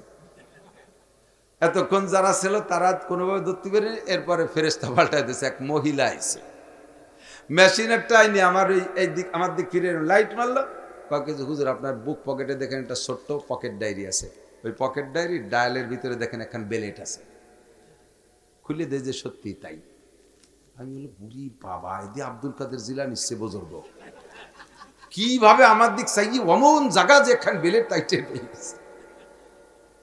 বডি ইমিগ্রেশনে ধরা পড়ে গেছি, বেলেট কান ফেলাই দেওয়ার পরে কবে যেন নখ কাটি ওর মধ্যে থুইছি, তা হয়তো রাস্তাঘাটে ফেলালি অ্যাক্সিডেন্ট হবে, তাই ওর মধ্যে থুই দিই, তার ফেলাতি মনে নাই। ধরা পড়ে গেছি সেই দিন। দোস্তরে কিয়ামতের ময়দানে আল্লাহরে এই জন্য ভয় পাবেন। আল্লাহর সামনে 4টে ইমিগ্রেশন আছে। 1 নম্বর ইমিগ্রেশন গোটা জিন্দেগির ইমিগ্রেশন। আনা উমরিকি ফিমা আপনা, 70-80 বছরের জীবন কোথায় কাটাইছে কইয়া যাও। 4 দোকানে কতটুক, আরে হাট বাজারে কতটুক, স্কুল কলেজে কতটুক, গল্পের আড্ডায় কতটুক, হাই দুনিয়ার পচা রাজনীতির গল্পের মধ্যে কতটুকু সময় দিয়েছো, আল্লাহু আকবার, ক্ষেত খামারে কতটুকু দিয়েছো, সংসারের জন্য কতটুকু সময় দিয়েছো। এই 70 বছরের হায়াত তোমার আব্বার দেয়া না, 70 বছরের হায়াত তোমার নেতা দেয় নাই। যেই নেতার পিছনে যে স্লোগান দিয়া বোতল বাইরে দিলে ভোট শান্তি পাবে দেশের লোক, বোতল বাইর পিছনে পিছনে নাচিয়ে গিয়ে বেড়াইছো, ওই বোতল ভাই তোমার হায়াত দেয় নেই। বোতল বাইর পিছনে এত সময় নষ্ট করছে কেন? একটু জবাব আমারে দিয়ে যাও। কে বলতে পারবেন? জবাব দেওয়ার মতো কে সাহস আছে? আজকে কি বার গেল? বুধবার। একেবারে আল্লাহর দিক তাকাইয়া সত্য কথা বলবেন, ঠুয়োটা মিথ্যে কথা বললে ভিন্নবদ্ধ হয়ে দেব। গত বুধবারে দুপুরবেলা কি দিয়ে ভাত খাইছেন? কোন দিক একজোরও কথি পারবেন না। আমি তো আজ সকালে কি খাইছি তাই আমার মনে নেই। এক সপ্তাহের হিসাব দেওয়ার কায়দা নাই, গোটা জীবনের হিসাব কোনো মতো দিতে পারবো না। কথা বলেন ঠিক কি ঠিক না? সিদ্দিকা আয়েশা বলেন, ওগো নবী, আমাদের সকলের কি হিসাব হবে? আর হিসাবে কি আমরা ধরা পড়ে যাব? আয়েশা রাদিয়াল্লাহু তাআলা আনহাকে নবী পাক বলেন, আয়েশা মান হুসিবা নুকিসা, যেই হিসাবের কাঠগড়ায় দাঁড়াবে রে আয়েশা, সেই বিপদে পড়িয়া যাইবে। আমরা নবী রাসূলরাও টেনশনে আছি, হিসাবের কাঠগড়ায় দাঁড়াইলে আল্লাহর সামনে থেকে পার পাওয়া বড় কঠিন। আয়েশা কয়, হুজুর তাহলে কি উপায়? কয়, আয়েশা বিনা হিসাবে পার হওয়ার কিছু আমল আছে, ওইগুলো করো। হিসাবের কাঠগড়ায় দাঁড়ানোর চিন্তা করো না, কোনো অবস্থায় হিসাবে যাইতে চেষ্টা করবা না, পুলিশের সামনে যাবা না, গোড়ার ফাঁসে যাবা না। একটা কথা আছে না, পুলিশের সামনে যাবা না, গেলি কোনো না কোনো কায়দায় ফেসায় ফেলবে। আর গোড়ার পিছনে যাবা না, দাঁড়াবা না, জোড়া লাথিতে চিৎ করে ফেলাবে। আল্লাহর সামনে হিসাবে কাঠগড়ায় দাঁড়াবা না। কয় না দাঁড়ায় কাকে বিলাড়ালি কোনো দিক থেকে সারি ফেলা পালায় যার কায়দা আছে নাকি? কয় না, যাইতে হবে ওই গেট দিয়ে সাইড দিয়ে, প্রশ্নের জবাব দিয়ে যেতে হবে। তবে খেয়াল করেন, মাত্র এক ব্যক্তি, এক শ্রেণীর ব্যক্তিদেরকে হিসাব দেয়া লাগবে না। বলেন নাই সুবহানাল্লাহ? এক শ্রেণীর মানুষ হিসাব দেওয়া লাগবে না, বিনা হিসাবে পার। চেনেন? বলবো হিসাব দিতে রাজি আছেন কেউ? হিসাব দিয়ে পারবেন? যদি না পারেন তাহলে বিনা হিসাবে পারার একটা ব্যবস্থা শিখে নিতে হবে না? হুজুর আলাইহিস সালাতু ওয়াস সালাম বলেন, যুবক আমার দিক, নবী পাক বলেন, মান হাফাযা আলাস সালাওয়াত আকরামাহুল্লাহু বিখামসি খিসাল, যেই ব্যক্তি 5 ওয়াক্ত নামাজ সুন্দর করে পড়ে আল্লাহ তাকে 5টি পুরস্কার দেয়। 1 নম্বরে ইউরফা আনহু যিকুল আইশ, এই 5 ওয়াক্ত নামাজের 1 নম্বর পুরস্কার, দুনিয়ায় রুজির অভাব রাখে না। ওই ব্যক্তি নামাজিকে আল্লাহ তাআলা অভাবে ফেলে না, 1 নম্বরে রিজিকের অভাব দেয় না। 2 নম্বরে আযাবুল কবর, কবর আযাব হবে না, নামাজি ব্যক্তির কবর আযাব হবে না। 3 নম্বরে ইউতিহিল্লাহু কিতাবাহু বিয়ামিনিহি, হাসরের মাঠে ডান হাতে আমলনামা পাইবে নামাজি ব্যক্তি। বলেন না সুবহানাল্লাহ? আরে দোস্ত, হাসরের মাঠে আমলনামা বিতরণ হবে আসমান থেকে, ফেরেশতারা হাতে হাতে দিয়ে যাবে না, যে ফেরেশতাকে সাথেটা পিরিত করে তুমি ডান হাতে একখান কাটিয়ে নিয়ে যাবা। আমরা সদরপুরি মানুষ, নাইটেল মানুষ, আমরা একসাথে জোট করি এক ফেরেশতার হাতে সব ব্যাগ দড়ি কাটিয়ে নিয়ে যাবো। ওই সুযোগ নাই, উপরের থেকে ছাড়বে। তাহলে আমি বাম হাতটারে পকেটের মধ্যে সারিয়ে রাখবো, ডাইন হাত আগে রাখবো। তোমার বাম হাত যে জায়গা থাকুক, বাম হাতে যদি আমলনামা বরাদ্দ থাকে ওই জায়গা চলে যাবে, ডাইন হাতে যতই সামনে রাখো ধরতে পারবা না। ডান হাতে আমলনামা যে পাইবে ওই লোকটার সামনের সমস্ত সাবজেক্টগুলো আসান হয়ে যাবে। কাজেই এই ডান হাতে আমলনামা পার একমাত্র আমলের নাম হলো নামাজ। 3 নম্বর, ডান হাতে আমলনামা পার পরে এবার আপনি খুশিতে বাগ ডান হাতে আমলনামা পেয়ে গেছে, আর কোনো টেনশন নাই, জান্নাতি আপনি হয়েই গেছেন। কিন্তু একটা মুশকিল হলো, আপনার জান্নাতে যাইতে হলে, পদ্মা ঢাকা যাইতে হলে পদ্মা পার হওয়া লাগবে। তাইতে আরিসা পার হন আর মাওয়া পার হন, অথবা চাঁদপুর ফেরিঘাট পার হন, অথবা এভাবে ধাপাড়া যান, যে জায়গা যান পদ্মা পার হওয়া ছাড়া উপার যাওয়ার কায়দা নাই। অথবা পাশে কুষ্টে যান, লালন শাহ, সব জায়গায় পদ্মা আর পদ্মা। ঢাকা যাইতে হলে পদ্মা, আরে জান্নাতে যাইতে হলে একটা পুল আছে, ওই পুলের নাম পুল সিরাত, ওইটা পার হওয়া ছাড়া উপার যাওয়ার কায়দা নাই। ফেরেশতারা ফেরেশতাদের কাছে বলবেন, ভাই আমি ডান হাতে আমলনামা পেয়েছি, জান্নাত কোন দিক? ভাই এই দিক জান্নাত। চলে যাবেন জান্নাতের দিকে, যাইয়ে দেখবেন যে বিশাল পুল। আহা, বিশাল পুল! এ পুল আবার অনেক চওড়া না, আমাকে পদ্মা সেতুর মতো অত বড় ফোরলেন না। পুল চুলের চাইতে চিকুন, হীরার চেয়ে দাঁড়। আর আমাকে দেশে তো বাঁশের 4 শাখো আছে না, পার হইতে গেলে একটু খেয়াল করি যে পাততলেরটা কেমন। যদি দেখে যে পাততলেরটা দুর্বল, তাহলে দরারটার দিক খেয়াল করি যে ওইটা যদি মজবুত থাকে তলের খান ভেঙে গেলে কমপক্ষে ঝুলতে ঝুলতে উপর চলে যেত। সে পুল সিরাতের দ্বারে যে দেয় যে সে দর নাই, বাস নাই, দর না বলতে নাই। চিকুন, উঠতে 10,000 বছর, সমতলে 10, নামতে 10, এই 30,000 বছরের পথ চুলের চাইতে চিকুন, হীরার চেয়ে ধার, ধরনার কিছু নাই। ভয়তে চক্ষু বন্ধ করে বসে পড়বেন। আল্লাহ তালি ডাইনাতে আমলনামা পাইও, বেচতে যাওয়া হলো না। ভয়তে থরথর করে কাঁপতে থাকবেন। ইতিমধ্যে চিন্তা আবার আসবে যে আল্লাহ, পুলসিরাত পার না হলে তো ভেস্তে যেতে পারবো না, যাইতে তো হবে, ডান হাতে আমলনামা পাইছি, ভেস্তে বরাদ্দ হয়ে গেছে, কিভাবে পার হবো? এই বলে চোখ খুলবেন, খুলে দেখবেন যে উপার চলে গেছেন, কোন ফাঁকে আপনি নিজেও জানেন না। ওয়ায়ামুরু আলা সিরাতিকাল বারক, বিদ্যুৎ গতিতে পুলসিরাত পার হওয়ার জন্য আর কোনো আমল নাই। বিদ্যুৎ গতিতে পুলসিরাত পার হওয়ার 100 খতম কোরআন শরীফ আপনার আমল নামায় আছে, ওইতে অন্য নেকি পাবেন। 50টা উমরা আছে, তাই দিয়ে অন্য ফজিলত পাবেন। 10টা হজ আছে আমল নামায়, তাই দিয়ে অন্য ফজিলত পাবেন। 1 কোটি টাকা দান করা আছে, তাই দিয়ে অন্য নেকি পাবেন। কিন্তু পুলসিরাত পার হইতে এক নামাজ ছাড়া আর কোনো আমলের দ্বারা কাজ হবে না। এবার নামাজি ব্যক্তি বিদ্যুৎ গতিতে পুলসিরাত পার হবে। এবার পুলসিরাত পার হওয়ার পরে ফাঁকা সরের মধ্যে ঘুরে বেড়াবেন, আল্লাহ বেহেশতে কোন দিক, তালাশ করে পাচ্ছি না, আল্লাহ বেহেশতে কোন দিক। টেনশনে পড়ে যাবে না, ওই চিন্তা আরো লাগবে না, আপনার আর কোনো চিন্তা নাই। বিনা হিসাবে ওয়ায়াদখুলুল জান্নাতা বিগাইরি হিসাব, যেই হিসাবে দাঁড়াইলে কেউ পার পাবে না, ওই জায়গা আল্লাহ তাআলা এদেরকে বিনা হিসাবে জান্নাতে দিয়ে দেবে। নবী পাক বলেছেন, আমার নবী কি সত্যি বলে না মিথ্যা বলে? মিথ্যা বলে না সত্য বলে? নবী কখনো মিথ্যা বলে না, সত্য কথা বলে। তাহলে বিনা হিসাবে পার হওয়ার একমাত্র আমলের নাম হলো, ঠিক আছে তো? পড়া যাবে না খালি ঠিক আছে? পড়া যাবে নামাজ? একটু প্রস্তুতি নেন ভাই। নামাজে আলো ভালো লাগে, নামাজ পড়তে তো ভালো লাগে। যারা নিয়মিত নামাজ পড়েন আগে তাদের কাছে শুনি, যারা নিয়মিত নামাজ পড়েন তাদের কাছে শুনি। কারণ বশত যদি কোনো এক ওয়াক্ত নামাজ ছুটে যায়, ধরে নেন ফজর ছুটে গেছে, ঘুমিতে উঠতে পারে নাই, বলেন তো সত্যি কথা বলেন, ঘর থেকে বেরোতে ভয় লাগে কি লাগে না? লাগে না? যে কাজে হাত দেব মনের ভিতরে আতঙ্ক, ওই আইজার হবে না, নামাজ পড়ি নেই, ও সব ব্যর্থ হয়ে যাবে। কতক্ষণ ঠিক না? তোমরা যারা নামাজ সচরাচর পড়ো না যুবক, একটু সাক্ষী দাও, কোনো এক ওয়াক্ত যদি জামাতে নামাজ পড়তে পারো, বলো তোমার মনের মধ্যে আলাদা একটা আনন্দ লাগে কি লাগে না? সাহস লাগে কি লাগে না? অবশ্যই তোমার আনন্দ লাগে যে আমি রব্বুল আলামিনকে খুশি করে বেরোইছি, আল্লাহর হুকুম মেনে বেরোইছি, কাজে আমার সব কাজে সফল হব, এমন একটা সাহস ভিতরে তৈরি হয়, ঠিক কিনা? নামাজের মজাই আলাদা, নামাজের স্বাদই আলাদা। আর এ পড়তে কোনো কষ্ট নাই। নামাজি ব্যক্তির চেহারার ভিতরে নূর আসে। নিয়মিত আমি নামাজ পড়বো, আল্লাহ তাআলার কাছ থেকে আমি 5টি পুরস্কার নিয়ে নেব। 1 নম্বরে ইমিগ্রেশন, গোটা জীবনের ইমিগ্রেশন। 2 নম্বরে যৌবনকালের ইমিগ্রেশন। তুমি কয় বোতল গাঁজা খাইছো টি হিসেব দিয়ে যাও। গাঁজা কি বোতলে থাকে না কিসি থাকে? তো জানি, ঢোটা করছি। গাঁজা কিসি থাকে? চালা কাছে কবে না, তো বুঝছেন যে আমল করে। ইয়াবা, গাঁজা, ফেন্সিডিল, হিরোইন কি পরিমাণ খাইছো কও? বিড়ি সিগারেট কত খাইছো কও? আসো, যৌবনকালে এগুলো বেশি করা যায়। বাইসাইকেল চালাই ইস্তেমায় যাওয়া যায়, যৌবনকালে বাইসাইকেল চালায় চরমুনায় যাওয়া যায়, যৌবনকালে বাইসাইকেল চালায় প্রত্যেক মাসে আব্দুল গফফার সাহেব হুজুরের মাসিক ইস্তেমায় যাওয়া যায়, যৌবনকালে বাইসাইকেল চালাইয়া কাশিয়ানি উড়াকান্দি ঠাউর বাড়ি যাওয়া যায়, যৌবনকালে সাইকেল চালায় 30 মাইল দূরে দুর্গা পূজা, কালী পূজা, সরস্বতী পূজা, লক্ষ্মী পূজায় যাওয়া যায়, যৌবনকালে শীতের রাত্রে শেষ রাত্রে উঠে দাঁড়ায় তা গোসল করে তাহাজ্জুদের নামাজ পড়া যায়, যৌবনকালে শেষ রাত্রি সারা রাত দাঁড়ায় মেসি নেইমারের ফুটবল খেলা দেয়া যায়। সবটাই প্রমাণ আছে। কতক্ষণ ঠিক না?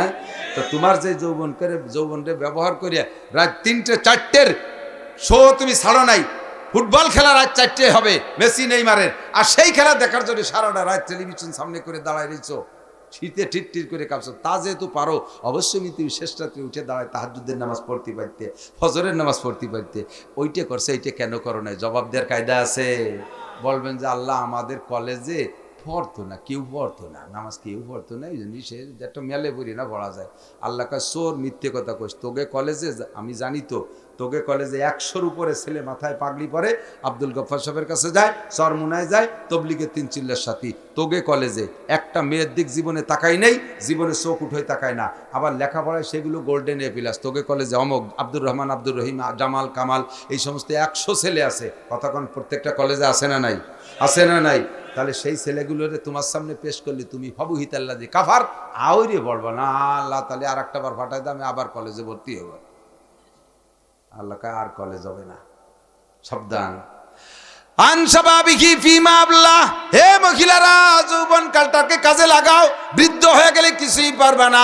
আমি সচক্ষে দেখেছি আমার মা সাংসারিক 1000 কাজ করার পরেও আমার মায়ের এক রাত্র তাহাজ্জুদ কাজা হয় নাই, শেষ রাত্রে উঠে আমার মা তাহাজ্জুদ পড়তেন, আমার মা হেরিকেন ধরাইয়া কোরআন শরীফ তিলাওয়াত করতেন। আমার সেই মা এখনো বেঁচে আছে, এখন এসি এয়ার কন্ডিশন সব কিছু আল্লাহ দিয়েছে। মায়ের বয়স 100-র উপরে, মা এখন কিছুই করতে পারে না, নামাজের রক্ত চেনে না, বসায় দিলে একসাথে 10-12 রক্ত পড়িয়ে ফেলে। আবার খাওয়াই দেওয়ার পরে একটু পরে যদি খাওয়ানোর পরে যদি জিজ্ঞেস করি মা আপনার বৌমা কি ভাত খাওয়াইছে, প্রায় 4 দিন আমারে ভাত দেয় না, কেবল খাইছে, এই মাত্র খাইছে। বুড়ো হয়ে গেলে এরম হয়ে যায় না? ওই দিন আসলে কিছুই করতে পারবা না। কাজেই তোমার যৌবনকালটা বড় দামি কাল, এটার জবাব দেওয়ার জন্য রেডি হয়ে যাও। জবাব দিতে হলেন শাবাবিহি ফি মাবলা, আল্লাহু আকবার, শাবুন্না শাফি ইবাদাতিল্লাহ। তোমার আলাদা একটা পুরস্কার রয়েছে, আরশে আজিমের নিচে তোমাকে বসাইয়া আল্লাহ পাক নিজ হাতে 500 বছর পর্যন্ত তোমার মুখে উঠাইয়া জান্নাতি খানা খাওয়াবে। যুবকদেরকে খাওয়াবে, আল্লাহে খাওয়াবে, আল্লাহে খাওয়াবে, 500 বছর খাওয়াবে, আল্লাহ নিজ হাত দিয়ে গালে উঠে খানা খাওয়াবে 500 বছর। শাবুন্না শাফি ইবাদাতিল্লাহ। যুবক, তোমার যৌবনকালটাকে একটু ভালো কাজে লাগাও, একটু তবলিগের সময় দাও, নামাজটা পড়ে নাও, খেলাধুলা করো, বিনোদন করো, দোষ নেই, খরচ তরফ করো না, কাসাজে খেলো না, রান বেরোনি প্যান্ট পরো না, পাশা বেরোনো প্যান্ট পরো না। কি সুন্দর সুন্দর প্যান্ট, 5,000 টাকা দিয়ে প্যান্ট কিনছে, যখন কুজু হয় ভাষাদারের থেকে 1 বিঘে বার হয়ে যায়। ওর পিছনে একজন রুকু দিতে যাইয়ে ওর ওই ভাষা দেখি আসতে আসতে চলে এসে কি নামাজ পড়ি না, আরে যে কায়দা মতো ভাষা একটু আগে দেখেন, খালি ভাষা দেখ কোনে রুকু দেব, এই প্যান্ট পরা যায় না, হরিও না, ঢিলে ঢালা পোশাক পরা, আরামের পোশাক পরা। ওই সমস্ত টাইট প্যান্ট পরলে কত অশান্তি যারা পরে তারা জানে। আবার তো বুঝেই আছে না, অমন টাইট চাই যে সিফা সাফাই ফুজি তাই কি এরিয়ে, আল্লাহ আকবার, ঢিলা ঢালা লুঙ্গি পরছি, কি হয়েছে আমার, হয়েছে কি, আবার লুঙ্গির দাম কম না, যত কি দা আমার কি করলো ওতে আমার কিছু আসা যায় না। আমার শান্তির পোশাক আমি পরবো, আমার যে পোশাকে শান্তি লাগাবে সেই পোশাক পরবো। পাতলা জামা পরছি, টরে কাপড়ের লুঙ্গি পরছি, দামি লুঙ্গি, এতে লুঙ্গি হয়ে হুজুরের টাইছে, গামছা খান গাড়ি দিয়ে লুঙ্গি পরি। তোমার মতো দোনালা হরি তো আমি থাকতে পারি না। টাইট প্যান্ট এগুলো বড় না, সুন্নতি পোশাকে আসো, শান পাবা, মান পাবা, মানুষের কাছে আদর পাবা, আল্লাহর কাছে সম্মান পাবা। কথা বলেন ঠিক না? আনসাবাবি ফিমা আল্লাহ। 3 নম্বর ইমিগ্রেশন, ওয়ান মালিহি মিন আইনা ইকতাসাবা ফিমা আনফাকা। 3 নম্বর ইমিগ্রেশনে ধরা পড়ে যাবেন, মাল কোত্থেকে কামাই করেছো, কোথায় খরচ করেছো, কয়ে যাও। আল্লাহ বাংলাদেশে থেকে কামাই করেছি, কানাডায় খরচ করেছি, বাংলাদেশে কামাই করছি, কানাডায় খরচ করছি। জবাব দিতে পারবা না দুদু, এই জবাব আল্লাহ খুশি হবে না। এই দেশের চৌকালারা ভাত পায় না, কানাডায় বলে এক একজনে 100-150 বিল্ডিং বানায়। কত বড় কম জাতি। আমাকে ভাগ্য পরিবর্তন করে দেবে কে? কেউ নাই, আল্লাহ দেবে না পরিবর্তন করে। কতক্ষণ এখন যাকে বসাইছি তারাও শুনলাম যে কালকের পোলাপান 150-200-1000 কোটিটার মালিক হয়ে গেছে। ওকে অ্যাকাউন্টে আল্লাহ আসমান থেকে পাঠিয়ে দেয় নগদ টাকা। মিনাই নাকতা সাবা, কোত্থেকে কামাই? আল্লাহ, আমার কামাই সম্পর্কে তুমি বিলকুল অভিযোগ করতে পারবা না। বলো কিভাবে? আমি সকালে ফজরের নামাজ পড়িয়ে 2.5 ঘন্টা দাওয়াতের কাজ করে, ইশরাক চাষতের নামাজ পড়ে, প্রাথমিক নাস্তা করে, আধাপাড়া কোরআন শরীফ পড়ে, এরপরে রিক্সা খান নিয়ে বেরোই, নিজের ভ্যান নিজের রিক্সা নিজে চালাই। আজান হইলে আর 1 কদমও বাড়াই না, ওক্তীয় নামাজ জামাতের সাথে তকবিরুল্লাহর সাথে পড়ি। আর কোনো যাত্রীর সাথে সিটারি বাটপাড়ি করি না। নামাই দেওয়ার পরে যে যা দেয় তাই নিয়ে আসি। আমি এর চাইতে বলো আর হালাল কামাই কি হতে পারে? আল্লাহ কয় থ্যাংক ইউ, তোমার কামাইটা বড় ফার্স্ট ক্লাস। খরচ কোথায় করছো? শনিবারে ব্যারাকের কিস্তি দিয়ে দিছি, শনিবারে গ্রামীণ ব্যাংকের কিস্তি দিছি, কারণ মাইর তো খাইছে ওই জায়গা। কামাইটা করছো ভালো, খরচটা করলে কোথায়? খরচটা কোথায় করলে? তুমিও অ্যারেস্ট, তুমিও। যত সমিতি আছে সমস্ত সমিতি হারাম। সমিতির ভিতরে সুদ, মায়ের সাথে 1 টাকায় 36 বার জেনার গুনাহ করতেছেন যারা সুদ দিচ্ছেন আর খাচ্ছেন। তুমি তুমি তুমি তুমি কিভাবে কামাই আসছো? কামাইয়ের মধ্যে একটু ঝামেলা আছে, কওয়া যায় না।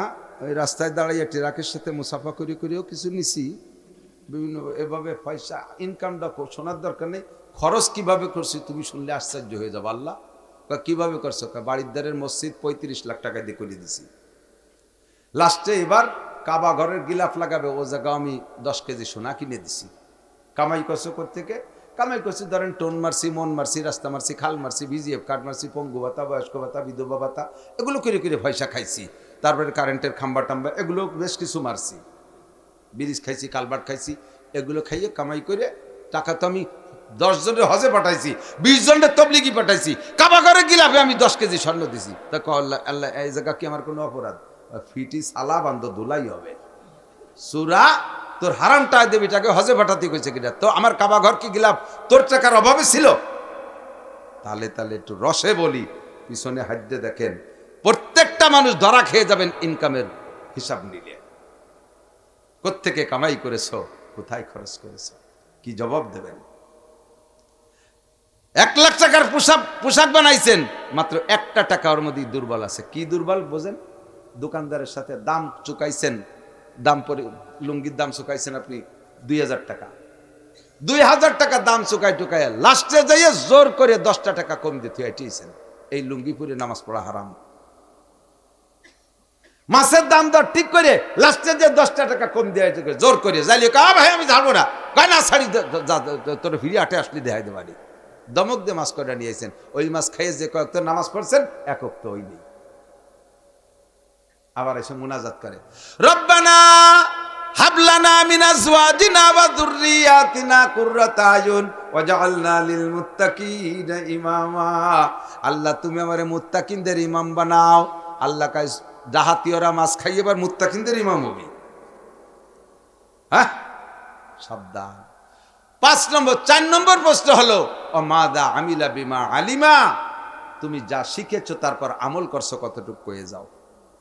বহু কথা কইছি, কিন্তু অনেক কথা কইছি, এই সব কথাগুলো কোরআন হাদিসের নির্যাস, সবটার সাথে আরবি বলি নাই, সবই কোরআন হাদিস থেকে বের করে বলছি। দোস্ত সতর্ক হয়ে যাই, ভালো হয়ে যাই, কথাগুলোর পর আমল করার চেষ্টা করি। আল্লাহ তাআলা কিয়ামতে আমাদেরকে বিনা হিসাবে পার হওয়ার ব্যবস্থা করে দিক, বলেন আমিন। মেয়ে ছেলেদেরকে শতভাগ পর্দা করাবেন। একটা দুর্বলতা, কঠিন দুর্বলতা আমি খুব লক্ষ্য করেছি, বিশেষ করে যেসব এলাকার মানুষ ছেলেপেলেরা বিদেশে বেশি থাকে, ওদের বউরা বাড়ি থাকে, এই সমস্ত এলাকারে কন্ট্রোল করা খুব কঠিন হয়ে গেছে। আপনাদের এই সদরপুর সর্বদর্শনের থেকে ডেলি 2-5টা ফোন আমার যায় বিদেশিকে বউকে বেকায়দার ফোন। মহা সমস্যা। মুরব্বীরা খুব গার্ড দেবেন, মুরব্বীরা খুব গার্ড দেবেন, খুব পাহারা দেবেন। ছেলেকে বেলায় স্বামী চলে গেছে বিদেশে, আর ওই বাড়ির যুবতী বউডারে তার জরুরিয়াত ছাড়ার জন্য আঞ্চলিক 4-5টা যুবক খুব খোঁজ খবর রাখে। রাত 12টার সময় সেই বাড়িতে বলেছে, এই কোথায় গেছিলি?